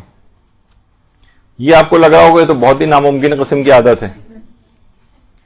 توفیقات کے خزانے تقسیم ہونے کا وقت ہے, رزق کے خزانے تقسیم ہونے کا وقت ہے. ایک خاص برکت پروردگار عالم نے سحر کے وقت رکھی. اس وقت اگر کوئی بیدار رہا, اور آپ واقعتاً دیکھیں کہ جو صبح سویرے مثلا اٹھ جائے اگر, اور صبح سویرے اٹھنے کی عادت ہو, اس کو سحر خیزی کی عادت ہو, وہ دینی اعتبار سے تلاوت قرآن بھی کر لے گا, نمازیں بھی پڑھے گا, دعائیں بھی کرے گا, اذکار بھی پڑھ لے گا. اس کے بعد اگر کاموں سے نکلا صبح سویرے, سارے کام بھی اس کے ہوتے چلے جاتے ہیں, دن بھی اس کو بہت بڑا ملتا ہے. یہاں تک کہ لوگ کہتے ہیں کہ بھئی کیا کریں, آج کل وقت ہی نہیں بچتا بھائی, اتنے آپ 12-1 بجے سو کر اٹھ رہے ہیں, سستی مارا پورا دن اس طرح سے آپ کا گزرے گا. اکثر جگہوں پہ لوگ جاتے ہیں تو پتہ چلا آفیسز بند ہو گئے, یہ ہو گیا کیونکہ دیر سے سو کر اٹھے آج, تو باہر کے بھی کام اس طرح سے نہیں ہو پاتے. جو سحر خیزی کے عادی ہیں, اگر کوئی صبح سویرے اٹھنے کی عادت ڈال لے تو اس کا ارادہ خود بخود مضبوط ہوتا چلا جاتا ہے, اور بڑے آرام سے اپنے ٹارگٹس کو اچیو کرتا ہے. اس کے اندر ایک خاص برکت ہے. اس وقت کے اندر پروردگار نے سحر خیزی میں برکت رکھی. توفیقات کے خزانے اور رزق کے خزانے تقسیم ہونے کا وقت ہے. خصوصاً جو یہ بین الطلوعین کا جو وقت ہے, یعنی صبح صادق سے لے کر اور سورج نکلنے تک کا جو وقت ہے, اس کو انسان اگر جاگ کر گزارے, علم کے لحاظ سے بھی بہت فائدہ مند چیز ہے. تو عبادات کے اعتبار سے بھی اس میں اتنا وقت مل جاتا ہے کہ کوئی اور دنیاوی کام نہیں ہوتا, تو اب کی بہت سارے نوافل چیزیں اور اپنے دعائیں, اذکار, تلاوت سب اس دوران ہو سکتی ہیں. ایک تو یہ ہو گیا طریقہ. کوئی اس طرح پہ کوشش کر کے ایک آدھ مہینہ کوشش کر کے دیکھ لے اور پھر اس کے بعد اپنی زندگی کے اندر تبدیلی کو نوٹ کرے. اس کے بعد علماء فرماتے ہیں کہ استقامت اور مضبوط ارادے کے لیے روزانہ تلاوت قرآن بہت ضروری ہے, اور اس سے ہمیشہ ارادہ مضبوط ہوتا ہے جتنی تلاوت قرآن کریں, کیونکہ تلاوت قرآن کرنے سے شیاطین دور ہوتے ہیں, اور شیاطین خود عزم و ارادے کو کمزور کرتے ہیں, وسوسے پیدا کرتے ہیں. تو جتنے انسان تلاوت قرآن کرے گا اتنا ہی زیادہ اس کا عزم اور ارادہ قوی ہوگا. باقاعدہ علامہ مجلسی کے والد نے علامہ مجلسی کو جو اجازہ روایت دیا تھا کہ ہاں تم اب یعنی علماء میں ایک طریقہ کار ہے, اس طرح اجازہ اجتہاد ہوتا ہے, اجازہ روایت, تو اس شرط پہ دیا تھا, کچھ شرطیں لگائی تھی. اس میں ایک یہ شرط تھی کہ روزانہ ایک جز, ایک سپارہ تم روزانہ تلاوت کیا کرو گے. اور علامہ مجلسی پوری زندگی اس کے اوپر عامل رہے, روزانہ ایک سپارہ. یعنی اگر آپ روزانہ ایک جز یا ایک سپارہ یا ایک پارہ اگر نہیں بھی پڑھ سکیں تو آپ آدھا کر دیں, یا یہ بھی ممکن نہیں ہے تو آپ 40 آیات کم سے کم روزانہ تلاوت کے اندر رکھیں, 40 آیات. تو اس سے بہت فرق پڑے گا اور ارادہ قوی ہوگا, مستحکم استقامت آپ کے اندر آئے گی. پھر علماء ایک طریقہ کار اور بتاتے ہیں, اور وہ ہے جس قدر استقامت حاصل ہوتی چلی جائے اسی قدر شکر خدا انجام دیتے چلے جائیں. کیونکہ قرآن کی آیت ہے کہ لئن شکرتم لازیدنکم, جتنا تم شکر کرو گے اتنا ہی پروردگار نعمتوں میں اضافہ کرے گا. یعنی یہ جو نعمت آپ کو ملی ہے کہ استقامت آپ کے اندر آ رہی, جس قدر استقامت آ رہی ہو اسی قدر شکر کرتی جائے گی, اسی قدر شکر خدا انجام, شکر کا سجدے جو ہے وہ کریں آپ, شکر کی روزانہ شکرن للہ وغیرہ کی تسبیح آپ جو ہے وہ روزانہ اپنے اس کے اندر رکھیں. یعنی جس قدر شکر آپ کرتی جائیں گی اسی قدر استقامت میں اضافہ ہوتا چلا جائے گا. باقاعدہ علماء جب یہ بات کہتے ہیں کہ گھر میں کوشش کریں کہ ایک جائے نماز جو ہے ہر جگہ, یعنی ایک جگہ ایسی ہو جہاں پہ جائے نماز ہر وقت بچھی رہے, کہ آتے جاتے جب کوئی نعمت آئی ایک سجدہ کرتے ہوئے چلے جائیں وہاں سے. تو جب بھی کوئی نعمت, کتنی بے شمار نعمتیں آپ کو یاد آتی جائیں گی, آتے جاتے ایک سجدہ کیا. جب اس طرح سے شکر کے سجدے ہوتے رہیں گے تو آپ دیکھیں گے کس طرح سے استقامت آتی. پھر ایک چیز اور ہے, اور وہ ہے ورزش. استقامت اور مضبوط ارادے کے لیے جسمانی ورزشیں بھی درکار ہیں. دیکھیے جسم اگر لاغر, کمزور, مسلز جو ہیں وہ بہت ہی یعنی سست اور اس طرح سے رہیں گے, اس کے اندر چاقو چوبندی نہیں ہوگی, تو نا انسان اب اس سے پہلے گزرا تھا کہ سستی اور کاہلی سے بھی استقامت جو ہے وہ اس کو نقصان پہنچتا ہے.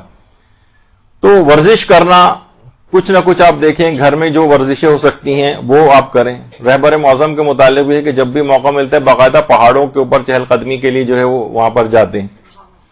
تو وہ ایک لحاظ سے واک کرنا, اگر آپ کے علاقے کے اندر یا قریب میں کوئی ایسی جگہ پارک یا ہے جہاں پر آپ روزانہ کی بنیاد پر کچھ واک کر سکتی ہوں تو اس کو کریں. ورنہ کیا ہے کہ ایک تولیہ ٹانگنے کی ایک مشین آتی ہے, یعنی جس کو ٹریڈ مل یا جاگنگ مشین کہا جاتا ہے, وہ گھروں میں لوگ لے کر آتے ہیں, مشکل سے چند دن ہوتا ہے, اس کے بعد صرف گیلے تولیے ٹانگے جاتے ہیں. تو بہرحال اس کوشش کریں کہ اس کو اگر باقاعدہ, میں اس لحاظ سے لوگوں کو یہ کہتا ہوں اگر کسی کو واقعتاً اس کو گھر میں خریدنا ہے, بہت سے لوگ مشورہ لیتے ہیں کون سی مشین لیں, میں کہتا ہوں پہلے تقریباً 3 مہینے تک آپ باہر واک کرنے کی عادت اگر پابندی سے اگر آپ ڈال لیں تو پھر جب آپ اتنی استقامت آپ کے اندر آ جائے گی پھر میں کہوں گا کہ ہاں آپ یہ لے لیں. ورنہ کیا ہوگا, یہ اسی مقصد میں کام آئے گی جو بھی میں نے اس سے پہلے ذکر کیا آپ کو. تو کسی بھی طور پر یعنی دیکھا عام طور پہ یہ گیا ہے کہ ایسے افراد جو پابندی کے ساتھ جسمانی ورزشیں کرتے ہیں تو ان کا بلڈ سرکولیشن یہ وہ ساری چیزیں بالکل ٹھیک رہتی ہیں, مسلز جو ہیں ان کے ٹائٹ رہتے ہیں, اور سستی کاہلی سے وہ لوگ دور رہتے ہیں. نتیجتاً یہ کہ اپنے ٹارگٹس کو اچیو کرتے ہیں, استقامت بھی ان کو حاصل ہوتی ہے. ورزش سے جسمانی صحت بھی ٹھیک رہتی ہے، ورنہ آپ نے اس سے پہلے سنا کہ بہت سی بیماریاں پیدا ہوتی ہیں، تو پھر بیماریوں سے انسان پھر استقامت کمزور ہو جاتی. تو یہ بھی ایک دماغ میں رہے کہ یہ بھی ضروری ہے. اسی طرح سے علماء فرماتے ہیں کہ استقامت اور مضبوط ارادہ اول وقت نماز کی پابندی سے بھی آتا ہے. اول وقت نماز کی پابندی. باقاعدہ آیت اللہ بہجت نماز جماعت کے لیے یعنی برف باری کے اندر چلتے ہوئے، برف کے اوپر چلتے ہوئے اس عمر کے اندر، اس پیرانہ سالی کے اندر، اتنی ضعیفی کے عالم میں بھی نماز کے لیے باقاعدہ جاتے تھے. کوئی باقاعدہ ان سے پوچھتا تھا کہ آپ کوئی ایسی چیز بتائیں کہ میری نماز صبح قضا نہ ہو، تو آیت اللہ بہجت فرماتے تھے کہ جو دیگر نمازیں ہیں وہ ان کو اگر تم دن کی نمازوں کو اول وقت میں اگر انجام دو گے، دیگر تو نماز فجر کے لیے پروردگار عالم تمہیں خود بیدار کر دے گا، تمہیں کوئی الارم وغیرہ کی بھی ضرورت پیش نہیں آئے گی. تو بہرحال یہ کہ اول وقت نماز، اول وقت نماز. اگر آپ اس لحاظ سے بھی اگر آپ دیکھیں کہ انسان اگر واقعتاً اس کا عادی ہو جائے، تو اگر دولہا بھی ہے تو اتر کے پہلے نماز کا کہیں ٹائم آ جائے گا تو وہاں پر نماز پڑھے گا، پھر اپنی منزل پہ کی طرف جائے گا. اور ہم دیکھتے ہیں کہ باقاعدہ لوگ سوچتے ہیں کہ ایران کے اندر بھی ہمیں نظر آتا ہے کہ باقاعدہ کچھ اسٹوڈیوز ہیں، ٹی وی ٹاک شوز آ رہے ہیں، جب نماز کا وقت آ جاتا ہے تو سارے لوگ انکلوڈنگ سب جو بھی موجود ہوتے ہیں وہیں پہ نماز جماعت قائم ہوتی ہے. جہاں جہاں یہ چیزیں ہوتی ہیں بہرحال قابل تحسین ہیں، وہاں پر اس طرح سے ہونا چاہیے اول وقت نماز کی پابندی. اور اگر آپ کو اس لحاظ سے بھی دیکھیں کہ اذان جس وقت ہوتی ہے اول وقت آتا ہے تو گویا دربار خدا میں حاضری کا وقت آ گیا ہے. اب اس عظیم پروردگار کی بارگاہ میں انسان حاضر نہ ہو رہا ہو، ٹال مٹول کر رہا ہو، ادھر ادھر بیٹھا ٹی وی دیکھ رہا ہو، باتیں کر رہا ہو، اور یہ تو اس کا معنی یہ کہ یہ ہاں اس کے معنی یہ ہوئے کہ اس کو کوئی خاص پروردگار عالم کے دربار میں حاضری کا احساس ہی نہیں. تو نتیجتاً یہ کہ جب یہ اتنے عظیم پروردگار، ابھی کہا جائے کہ جناب صدر مملکت نے آپ کو یاد کیا ہے پھر تو یہ وقت سے 2 گھنٹہ پہلے وہاں جا کے بیٹھ جاتا ہے، کوئی اپوائنٹمنٹ ہوتا ہے تو ڈاکٹر کے پاس وقت سے پہلے پہنچ جاتا ہے. لیکن پروردگار عالم سے اپوائنٹمنٹ طے ہے، اول وقت نماز پڑھ کے دربار خدا میں حاضری کا، اس وقت یہ ٹال مٹول سے کام لے رہا ہے. اس کا ارادہ کبھی مضبوط نہیں ہو پائے گا. جو اول وقت نماز پڑھتا ہے اس کا ارادہ بھی قوی ہوتا ہے، قوی ہوتا چلا جاتا ہے، خاص برکت اس میں آتی ہے. یہاں تک کہ اکثر میں بچوں کو بھی یہاں کبھی خطاب کا موقع ملا ہے یہاں مدرسے کے، تو ان سے یہ کہتا ہوں کہ کون شخص ہے، میں نے ایک دفعہ کہا تھا ان سے کہ وہ چاہتا ہے کہ ہر کلاس میں اول آئے، فرسٹ آئے. سب بچوں نے ہاتھ کھڑے کیے، لیکن یہ کہ ان کو جو طریقہ کار بتایا، میں نے کہا اگر ہر نماز کو اول وقت میں پڑھو گے تو ہر کلاس میں اول آؤ گے. تو نمازوں کو اس لحاظ سے دنیا و آخرت کی چیزوں میں بھی انسان اول آئے گا جو نمازوں کے اندر اول آتا ہے. یہی وجہ ہے کہ آیت اللہ علی آقا غازی فرماتے تھے کہ جو نمازوں کو اس کے اول اوقات کے اندر پڑھے، ممکن ہی نہیں ہے کہ وہ درجات عالیہ کے اوپر فائز نہ ہو، پاسبل ہی نہیں. تو یہ تمام چیزیں ایسی ہیں کہ ان چیزوں کو سمجھنا چاہیے، حاصل کرنا چاہیے. اور کوشش یہ بھی کریں کہ ایک اور طریقہ اول وقت نماز کی ادائیگی کے بعد جس سے استقامت آتی ہے، ارادہ مضبوط ہوتا ہے، وہ ہے اپنے لیے اچھے ساتھی کا ایک انتخاب. استقامت والا کوئی ساتھی جو حقیقتاً دیندار ہو. کمزور ارادے والے کے ساتھ، فیلئر حضرات کے ساتھ، ناکام افراد، دین و دنیا سے لاپرواہ قسم کے افراد سے دوستی ہوگی تو وہ کبھی آپ کے ارادے کو قوی نہیں ہونے دیں گے. وہ افراد کے جن سے ان کے اپنے گھر والے بیزار رہتے ہوں، یعنی ان سے آپ اگر دوستی کریں گے تو کبھی آپ کے جو رہا سہا عزم و ارادہ ہے اس کو بھی وہ کمزور کر دیں گے. تو یہ تمام افراد ایسے ہیں. یہی وجہ ہے کہ عام طور پر یہ چیز کہی جاتی ہے کہ کوئی بھی اگر آپ کو کسی کام میں کامیابی لینی ہو تو گروپ ایکٹیویٹی بھی کی جا سکتی. مثلا اگر کوئی شخص یہ چاہے کہ جناب میں واک کرنے کے لیے جاؤں تو اس کے اندر ایک طریقہ کار یہ ہوتا ہے کہ اپنے لیے کوئی ساتھی تلاش کر لیں کہ مثلا کبھی آپ کا دل نہیں چاہ رہا تو وہ آگے آ گئی آپ کو لینے کے لیے، چلو. اب آپ کا نہیں بھی دل چاہ رہا تو بھی آپ چل پڑیں گے اس کے ساتھ. بعض اوقات یہ ہوتا ہے کہ مثلا اگر کسی کو مثلا خواتین کو ڈائٹنگ کا اور وزن کم کرنے کا بھی ایک وہ رہتا ہے تو اپنے ساتھ ایک کوئی موٹی خاتون جو ہیں جو وزن کم کرنا چاہیں ان کو آپ اپنا جو ہے وہ ساتھ کر لیں کہ بھائی ہم لوگ مل کر جو ہے وہ اس طرح سے کرتے ہیں، 2 روزانہ اپنا چیک کرتی رہیں وزن، دونوں مقابلہ بازی جس طرح ایک ہوتی ہے. تو کیا ہے کہ ایک اس طرح سے ایک طریقہ کار اگر کیا جائے، اپنے لیے ایک اچھا ساتھی تلاش کر لیا جائے اس گول کے اندر، اس مقصد حیات میں، اس میں، تو آپ دیکھیں گے کہ تیز رفتاری کے ساتھ آگے بڑھیں گے. کہیں آپ میں کوئی کمزوری آ رہی ہوگی استقامت اور ارادے میں، تو وہ دوسرا ساتھی جس کا ارادہ آپ سے بہتر اور قوی ہے، وہ آپ پر انفلوئنس ڈال کے آپ کے ارادے کو بھی قوی کر دے گا، بنسبت ان افراد کے جو کہ خود میں نے کہا کہ ان سے دوری اختیار کریں، جو آپ کے ارادوں کو، جو دین سے لاپرواہ، دنیاوی اعتبار سے جو فیلئر ٹائپ کے خواتین و حضرات ہیں، ان سے دوری اختیار کرنا بہتر ہوتی. پھر علماء ایک چیز اور فرماتے ہیں کہ جو استقامت اور مضبوط ارادے کے لیے ابتدا میں ہدف اپنا چھوٹا رکھیں، پھر تدریجاً ہدف کو بڑھائیں. ایک دم سے چھلانگیں نہ لگائیں، نفس کو رام کریں. مثلا نماز شب کا آج سے پڑھنے کا کسی کا ارادہ مثلا ہے، تو ایک دم سے 11 رکعت کے اوپر چھلانگ نہ لگائے. ایک رکعت نماز شب رجائے مطلوبیت کی نیت سے پڑھی جا سکتی، نماز وتر ایک رکعت پڑھتے رہیں 1 مہینے تک.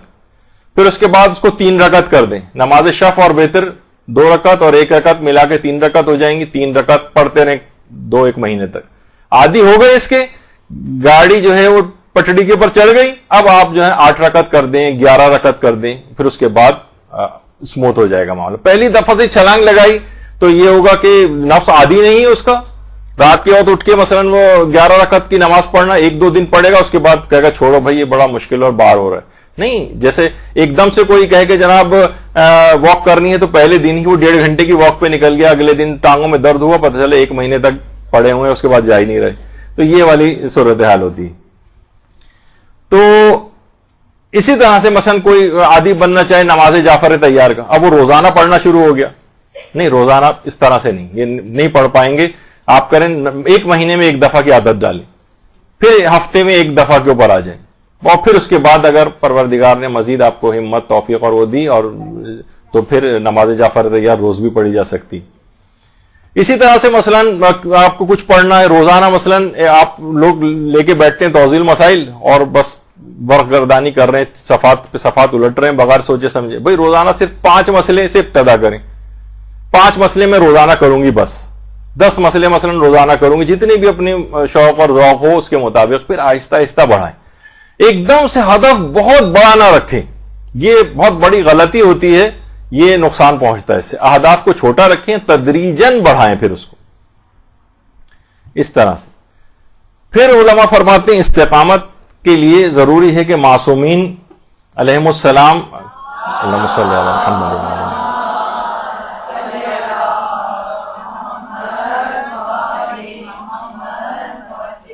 ان کا توسل ہونا چاہیے. جب ان کی مدد، جب ان کا توسل اختیار کیا جائے گا تو ممکن نہیں ہے کہ ان کی توجہ آپ کی طرف نہ ہو. علماء فرماتے ہیں کہ جو روزانہ زیارت امام زمانہ علیہ السلام پڑھنے کا حکم ہے، اللہم صلی علی محمد،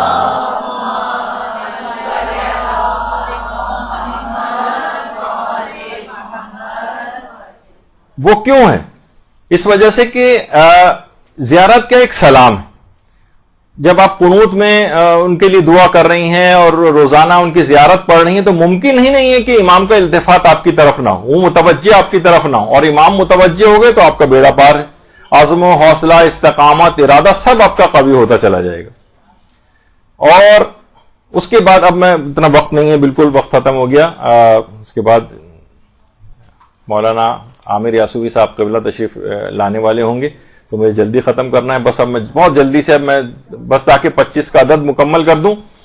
مثبت انداز فکر، خود کو آپ تلقین کریں کہ میں چیز کر سکتی ہوں. ہر چیز کو کالی اینک لگا کے نہ دیکھیں، اور میں کر سکتی ہوں اس کام کو، تو بس انشاءاللہ پھر وہ آپ کر لیں گی. اس میں بس پازیٹیو اپنی تھنکنگ رکھیں، نیگیٹو تھنکنگ کو آنے نہیں دیں. دوسروں کے تجربات سے فائدہ اٹھانا، دوسروں کے تجربات سے. آیت اللہ علی آقا قاضی کے پاس علماء جاتے تھے، وہ ان کو دستور العمل بتاتے تھے اور اس کے اوپر عمل پیرا ہوتے تھے. دوسروں کے تجربات، آپ مختلف جو پہلے سے اس فیلڈ میں کامیاب لوگ ہیں ان سے آپ پوچھیں میں اس میں کامیابی کیسے حاصل کروں. پھر وہ جو بتائیں اپنے تجربات کا نچوڑ، اس کے مطابق عمل کریں. یہ خود استقامت کو اختیار کرنے کے لیے آسان طریقہ کار ہے. علماء فرماتے ہیں کہ نوافل کی پابندی بھی استقامت کے لیے بڑی معاون ہے.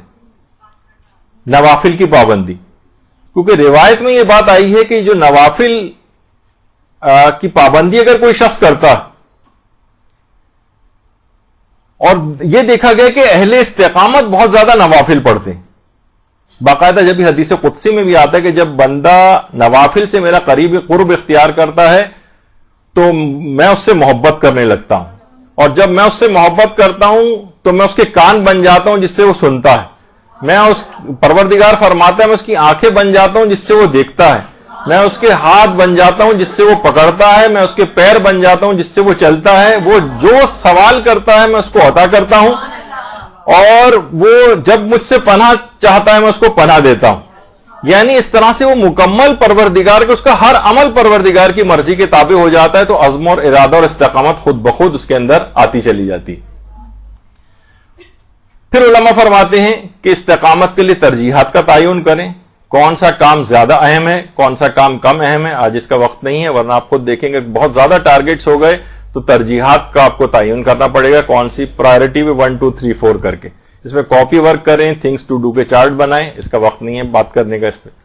کوشش کریں کہ نیت کی اپنی اصلاح کریں، اور اخلاص نیت کے ساتھ آپ پروردگار کے لیے ہر کام کریں، حتیٰ کہ کھانا بھی اگر کھائیں تو سوچیں کہ دل میں میرے طاقت آئے گی تو میں پروردگار کی زیادہ اطاعت کر سکوں گی۔